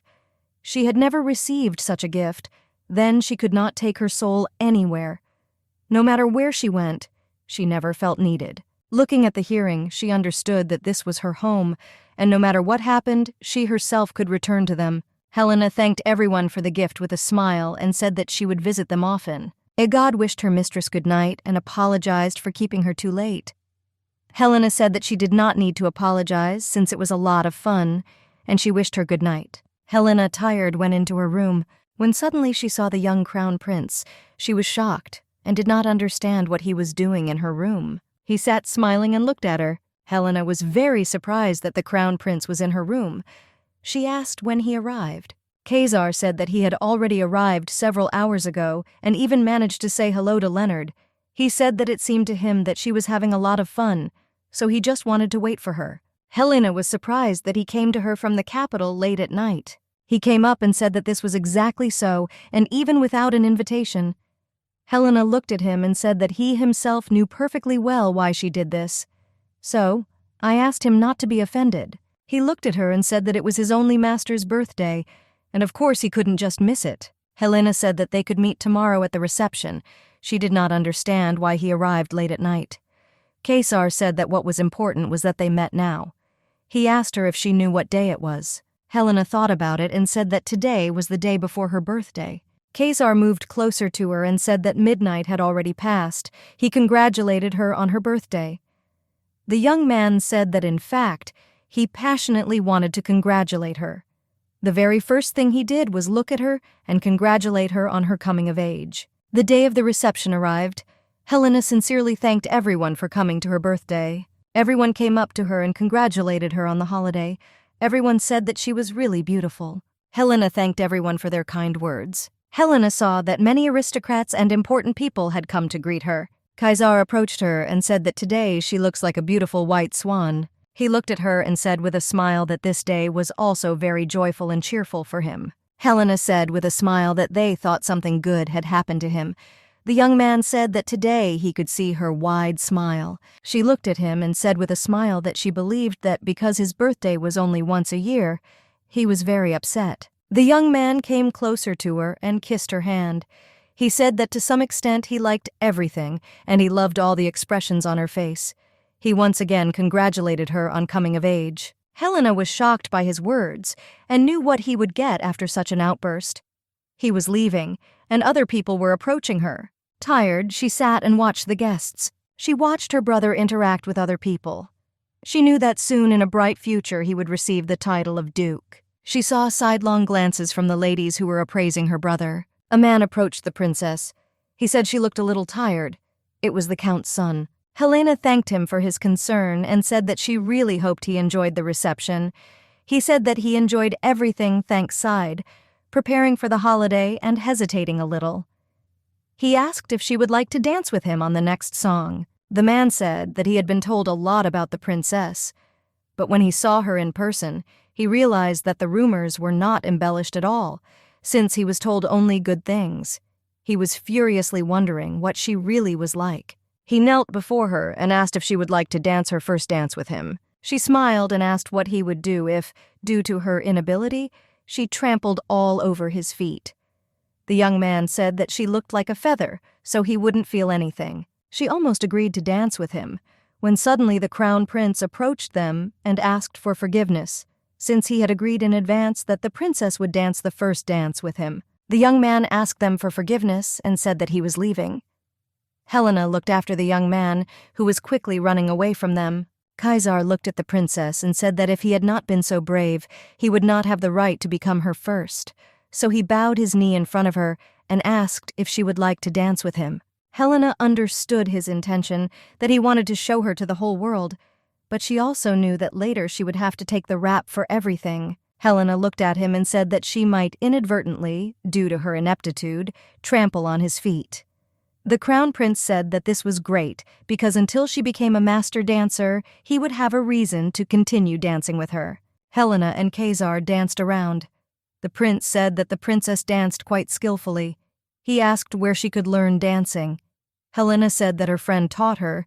He was shocked and asked what kind of friend. Helena laughed and said that she had one long story. Since I was her friend, he was very similar to the crown prince, but his character was completely different. Helena remembered her past life. She knew that although she did not have the ability to dance, but still her close friend persistently taught her.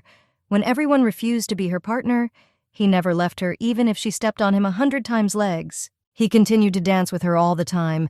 He was her first dance mentor and partner. Helena stumbled and almost fell, but the crown prince quickly realized what to do and lifted the young lady into the air. They looked very graceful, and everyone looked at them in bewilderment. The crown prince looked at her and asked if she had fallen. Helena thanked Kaiser for his support. They continued their dance. Helena said that in this situation there will now be a lot of rumors about losing weight. Helena knew that people would always talk about her in ways that she did not want to take into account and said that if they want to, let them talk. She knew that in her past life she only needed to protect herself. She did not regret or think about anything. However, in this life she had people whom she wanted to protect from any troubles. She knew that the more such people became, the more afraid she became and gradually became weaker. Helena learned that now she must under no circumstances retreat since all the people were very dear to her. The following autumn, the final decision was made to send Helena to the capital. Slowly the young princess left the estate. Helena felt very strange all the way, as her soul was very heavy and her heart was pounding. A god looked at her and said with a smile that most likely it was all because she didn't want to leave. She said it was all because she was leaving her good people. Helena understood that in this life she was much happier than in her previous life, since Dante had never experienced such feelings. Helena looked out the window and said that Helene Foreschi really smiles with happiness. A god was surprised that her mistress spoke of herself as a different person. Helena just laughed and didn't answer. They arrived together and the servants greeted her with a smile. Helena did not understand why the man behaved this way. The man said with a smile that she didn't just come here for a short while, but became the full-fledged mistress of the estate. Helena looked at the estate and said that she would like to create a place where she could train, and the man said that they had already renovated the house in the garden and prepared it for training. Helena looked at her friend and said that in that case, they could get around to it later without rushing. The young man lowered his eyes in embarrassment and said that he had to tell her something first. The man said that young Master Leonard will come together this weekend, and the Crown Prince will also visit together on the same day. The young man was surprised by the young lady's reaction. He asked why she was not happy about Kaiser's visit. Helena looked somewhere into the distance and said that the Crown Prince would probably bring with him something that gave him a headache. The young man looked at Helena and asked if maybe he should refuse him then. Helena looked at him and said that the master could not refuse his student a visit. Helena arrived at the imperial palace to see familiar faces. She was very happy to see the Viscount and Lady Ever. The woman looked at the princess and said that she could simply address her as Rowena. Helena looked at them and said that they could skip the greeting and get straight to the point. She showed them the list and said that it contained many names of aristocrats who could be won over to their side. The young people carefully studied the list. The woman looked at the princess and asked where she obtained such confidential information. Helena said that it is a very difficult task to shut the servants' mouths. At all the ladies' meetings, they are followed by their servants. Helena said that her maid Agod is still young, and this makes it very easy to lull the vigilance of her interlocutor. Helena had heard plenty of stories and rumors in her past life, so he looked at her and said that now he not only needed to propose to her, but to capture her with a stranglehold. Helena didn't understand what proposal he was talking about. He looked at him and said that since she came to the capital, then she can become the Crown Prince's official mentor in the art of ball control. Helena was taken aback by this proposal. She looked at him and said that she perceived this as his desire to tie her and Kaiser so that she could not escape. The Viscount smiled and said that he had no other way. Since she did not want to become the prince's wife, he had no other choice. He passionately wanted to keep her next to the crown prince. Helena looked at the floor and said that if the crown prince sat her in such a place for no reason, it would cause dissonance. Well, she also believed that it might be the other way around and that such a step would expose them to a headwind. Until now, Helena continued to exist only standing behind her students. She knew that most would not be happy with a girl with unproven abilities. The Viscount looked at her and asked if she knew the Marquis of Ben Helen. She knew that he was the same aristocrat who had recently attended the fresco reception. He had left the arena of politics long before his will and had closed himself off to his lands, maintaining neutrality. But despite the fact that Helena was very worried because of his presence, she closed her eyes to it. She knew what rumors were circulating near the Marquis. Recently, terrible monsters were walking around the Marquis's territory, and so he asked for reinforcements from Fresco. Helena was a little puzzled because she understood that the man was probably in a very difficult situation. The woman looked at Helena and said that she did not know exactly what stop was in his lands, since they had not yet visited the area in a similar situation. Helena was worried because she believed that the man should have asked for help from someone other than her family. The young lady said that the man asked for help from Brant's family, but they refused him. Helena was a little surprised by this turn of events. She realized that the Empress's comrades were in bad spirits. The Viscount looked at the princess and said that the imperial palace does not yet intend to send a regular army, and there are also budget problems. Helena sat and thought about the situation. She realized that this could be a good chance, because if they help the Marquis, he will subsequently take the side of the prince's crown. The Viscount looked at her and said that they had come up with a very good plan.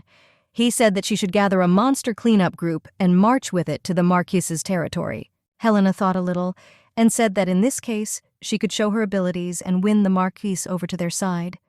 The Viscount was very glad that she understood him. Helena understood that she would have to fight monsters in this life. She looked at her friends and asked if she understood correctly that they believed that she was capable of this. He remembered the situation that happened in Helena's early childhood and said that he believed in her abilities. Helena agreed to his request and said that she had one condition: she was passionately willing to listen to her. Helena said that she herself would choose the people who would go with her, and of course, 3 of her students would definitely be among them. A few days later, the Crown Prince was pondering what needed to be done to make progress with Helena. The young lady looked at the prince and asked if he and the princess were still holding hands. The Crown Prince said that this was not true at all, and they had already held hands and hugged and even slept in the same bed as children. Hesitating, the prince said that he let her touch his thighs. The prince's companion was a little surprised, since the Crown Prince gave the princess more than she expected. The prince was confused. He frantically lived so that she would see a man in him. A god looked at him and said that since he was very worried, he needed to go to a consultation, talking about a way to win a girl's heart. The young lady said that there was one knight in the Empire, and he was a real heartthrob, and he would undoubtedly be able to help the prince. She said that one of her distant relatives is a knight. Therefore, it will be simple to introduce the prince to the Black Knight. The man looked at the Crown Prince and said that everything was simple, that he didn't need to bother in principle. The prince was a little surprised and didn't understand what he was talking about. The Black Knight said that the prince just needs to be handsome. The man said that a beautiful face is the best weapon to win a heart. The Crown Prince was a little upset, because he knew that this was not the first time they had met, and their relationship was good, but he had a problem that he could not develop into a relationship between a man and a woman. The man thought about it and said that there is one way. The man looked at the Crown Prince and asked if he had heard of kabdong, a love technique with which you can show strong charisma and sophistication with the help of a tender gaze. Helena and Kaiser walked along the corridor. The young princess looked at her companion and asked what he was thinking about. Kaiser said he wasn't thinking about anything, but Helena was sure that something was still bothering him. She said that during training, she felt like he had his head in the clouds and always looked tense. She looked at him. She wanted to know the real truth. Kaiser looked at the princess and understood that she thought he was crazy. He looked at her closely and realized that now he had a chance to make his feelings come true. He knew that now was the right moment. He pushed her against the wall. The Crown Prince quickly looked around the corridor and made sure that there was no one. He remembered all the techniques and wanted to start performing them. Helena didn't understand what he was doing. He pressed her and, embarrassed, looked straight into her eyes. Helena didn't understand what was happening or what he intended to do, but she didn't tell him anything. She looked at him and asked what he was trying to do, as she realized that he wanted to lift her head. The young man said nothing and looked at the young princess in fascination. Helena turned around in an instant and pressed the crown prince against the wall.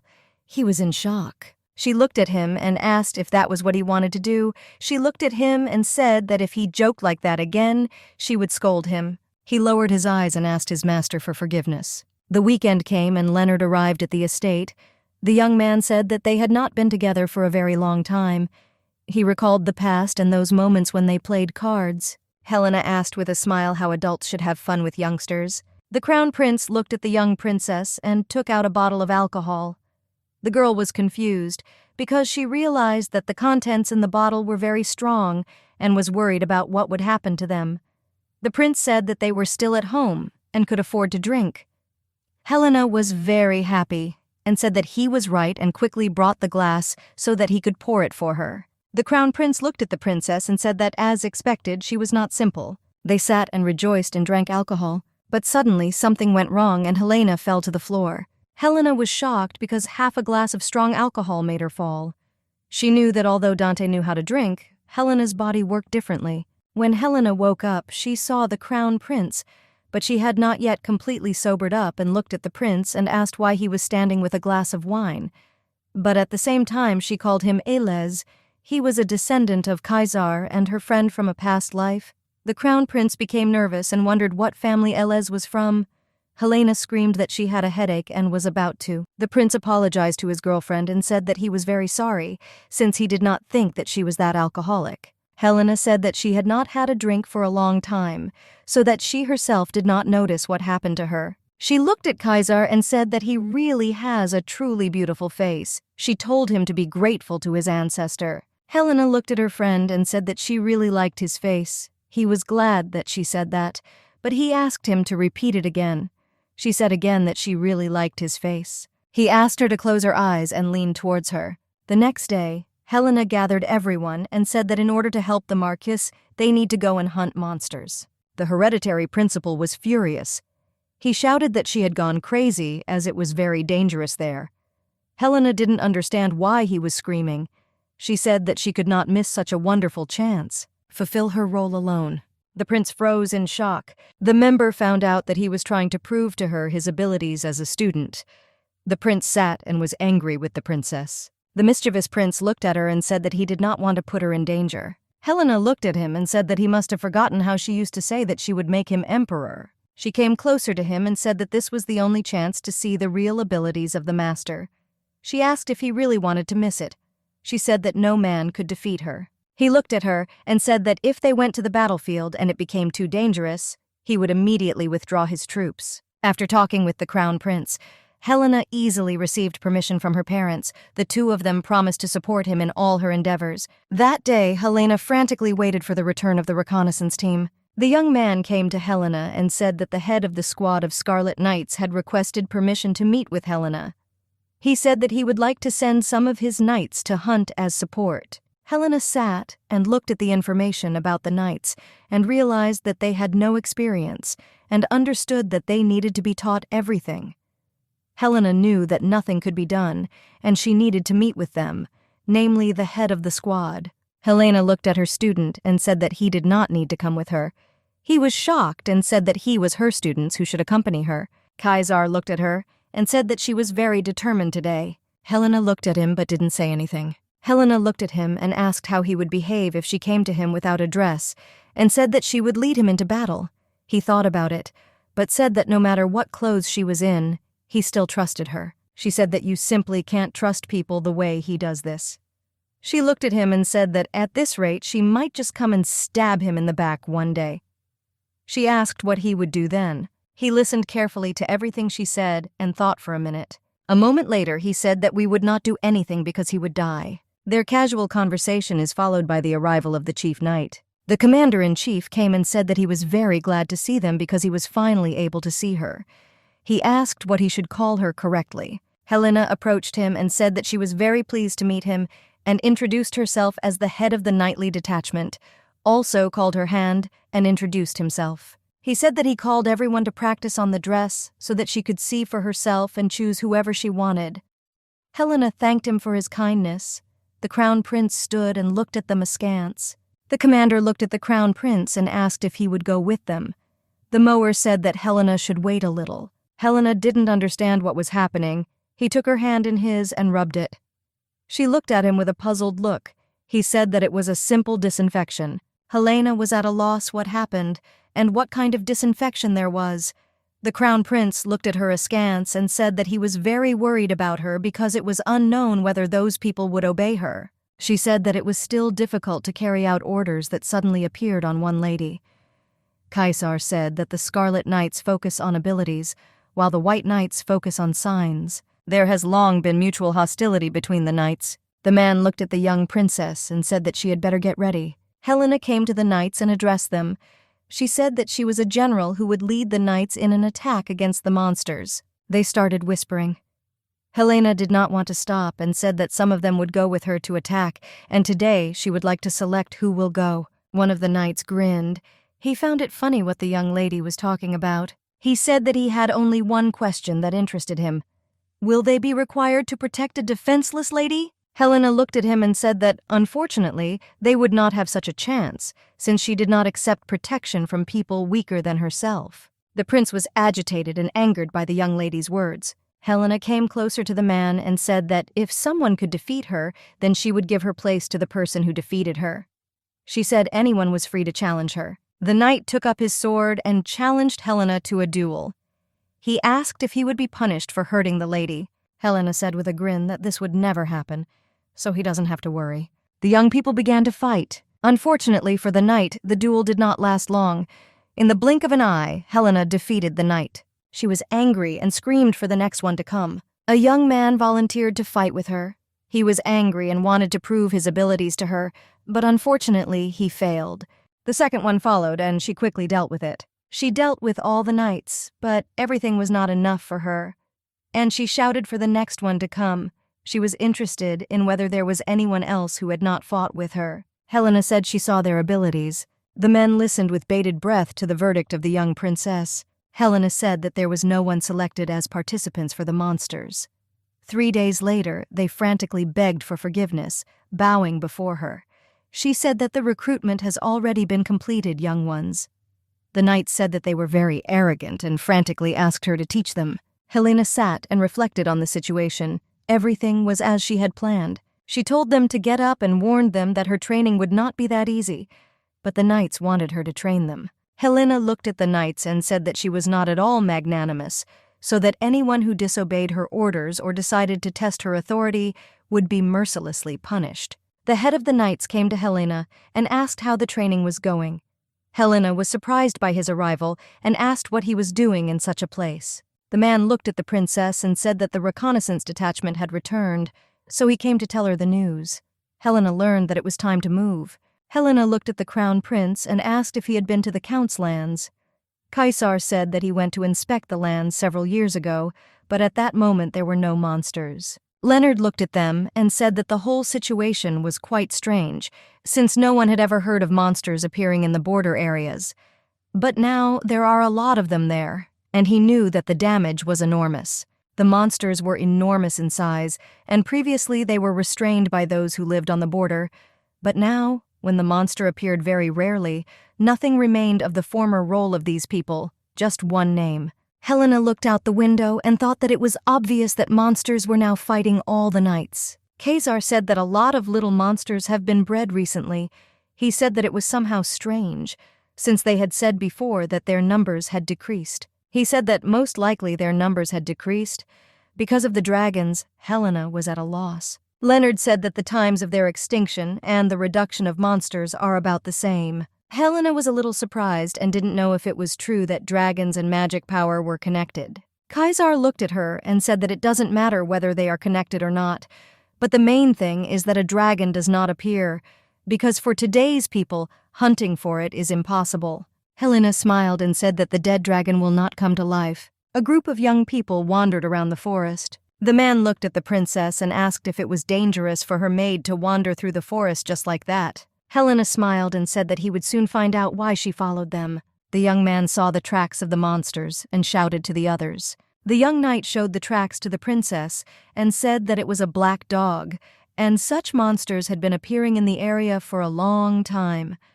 Helena looked at the tracks and said that the tracks showed that there were several of them, so the situation could be dangerous. The principal looked closely at the tracks and said that it seemed to him that they were not so far away. The man looked at the princess and said that today it would be better for them to return to the estate.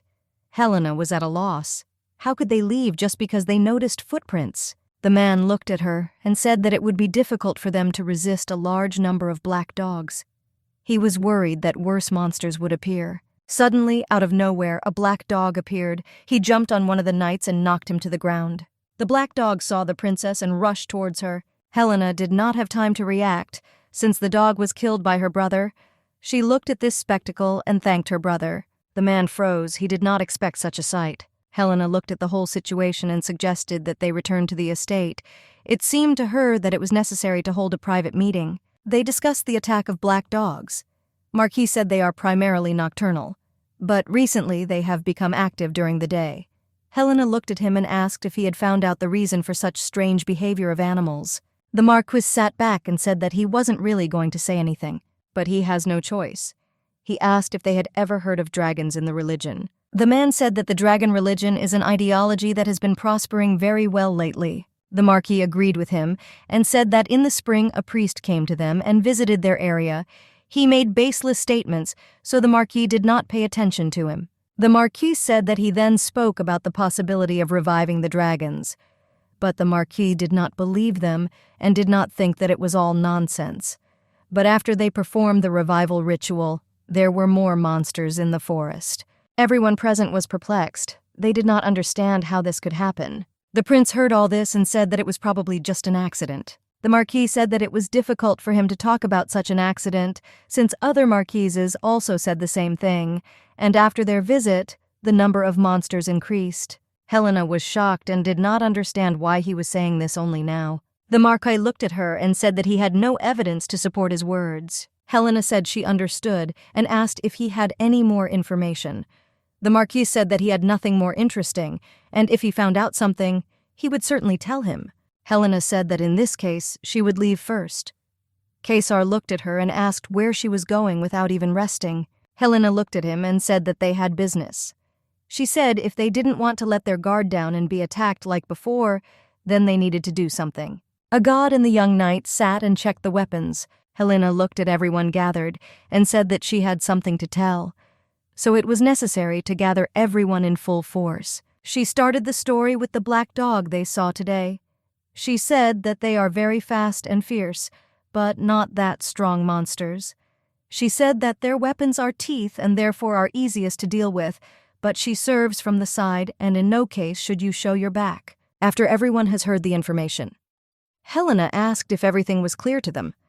A god was in shock. She didn't understand how her mistress knew such information. Helena looked at her brother and asked what was bothering him. He said he just remembered what she was talking about earlier. Helena was confused. He spoke about the hypothesis that monsters have sharply decreased due to the extinction of dragons. They wondered if it could be that there were more monsters due to the revival of the dragon.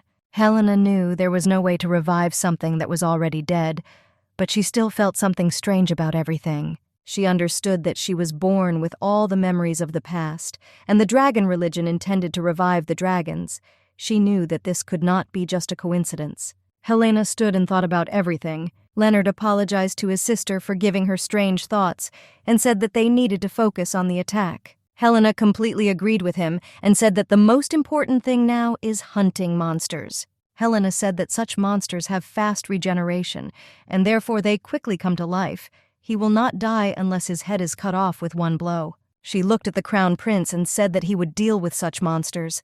Kaiser understood why. He should deal with them, not her. She said that it would be difficult for her to cut off the head of such a large monster. Helena smiled and said that it would be more important and better if all the merits were awarded to the prince. He looked at her and smiled. All the crown prince's friends stood and looked at him with a warm smile. Helena finally encouraged her friends and said that it was time for them to fight the monsters. Helena looked at the crown prince and said that he had a bad expression and asked if he was worried. Kaiser said that he is not worried at all. Walking along the road, he said that something was bothering him. Helena was perplexed and asked what was bothering him. He said that all this was very strange. She did not understand what he was talking about. He said that black dogs have always been nocturnal, but now they suddenly appeared to me. Helena was confused and said that they probably just wanted to take a walk during the day. Kaiser looked at her and said that now was not the time for jokes. The crown prince said that the dog was definitely aiming at her. He looked at her and asked her to be careful. The prince wanted to say something else, but they were shouted that the monsters were approaching. Helena screamed in rage for everyone to take their places. She shouted at them not to run away and to stay in line. The young people went on the attack. They fought fiercely with large monsters. Monsters furiously attacked Helena. Helena, in turn, did not allow them to harm her and fought them off with all her strength, but still she noticed that they were only attacking her. Helena came up with a trick. She shouted to all her knights to disperse in 2 directions.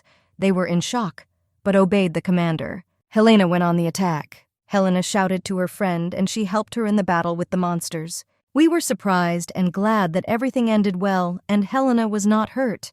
One of the knights said that they should do the same as she did, and then they would win. But then a large monster appeared from behind the knight. He attacked him and knocked down the young man. Helena shouted at them not to be afraid of anything and to stay in line. Helena was shocked when she realized that the knights were losing morale, but in this situation, she knew that she could only trust the crown prince. She shouted to the prince that she was leaving the monster to him. The prince furiously rushed at the monster. Leonard also knew that he could not stay away and began to attack the monster, when suddenly he saw a god who hit the monster. Helena looked at the monster and said that this was his end. The monster opened its mouth near Helena. He wanted to kill her. Helena shouted to the crown prince to also deal with him with lightning speed. A god ran up to her mistress and asked if everything was okay with her. Unable to stand the emotions, a god hugged her mistress and was very glad that everything was fine with her. One of the knights approached Helena and said with a smile that he could not believe that she had made herself a bait. He said that their confidence depended on her presence. Helena smiled and said that such a small thing was not worthy of such praise. Helena walked around, looked at the corpse of the animal and called her maid. Helena said everyone seemed busy, so she asked a god to go and help the soldier captain. She looked at the monsters and did not understand why she was their target. She did not understand for what reason. Suddenly she saw an unknown symbol on the animal's body.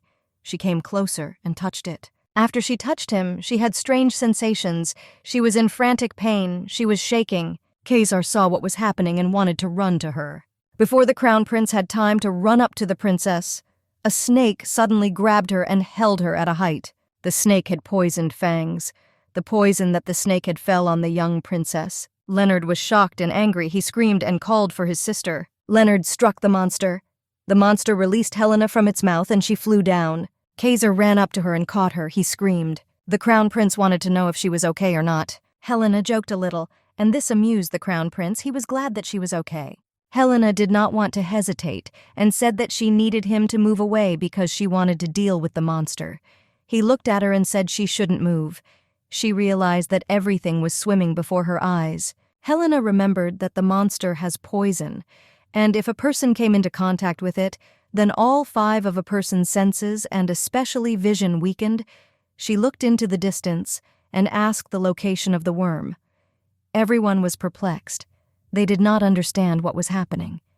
Kaiser came up from behind, hugging her, and said that the monster was nearby. The crown prince said that the monsters are right in front of her. She rested her head on his chest and said that if she fell again, he should catch her. She hoped for him. The crown prince looked at the princess. Helena said everyone needed to retreat and she would go first and let them follow. Despite her weakness, Helena moved into battle.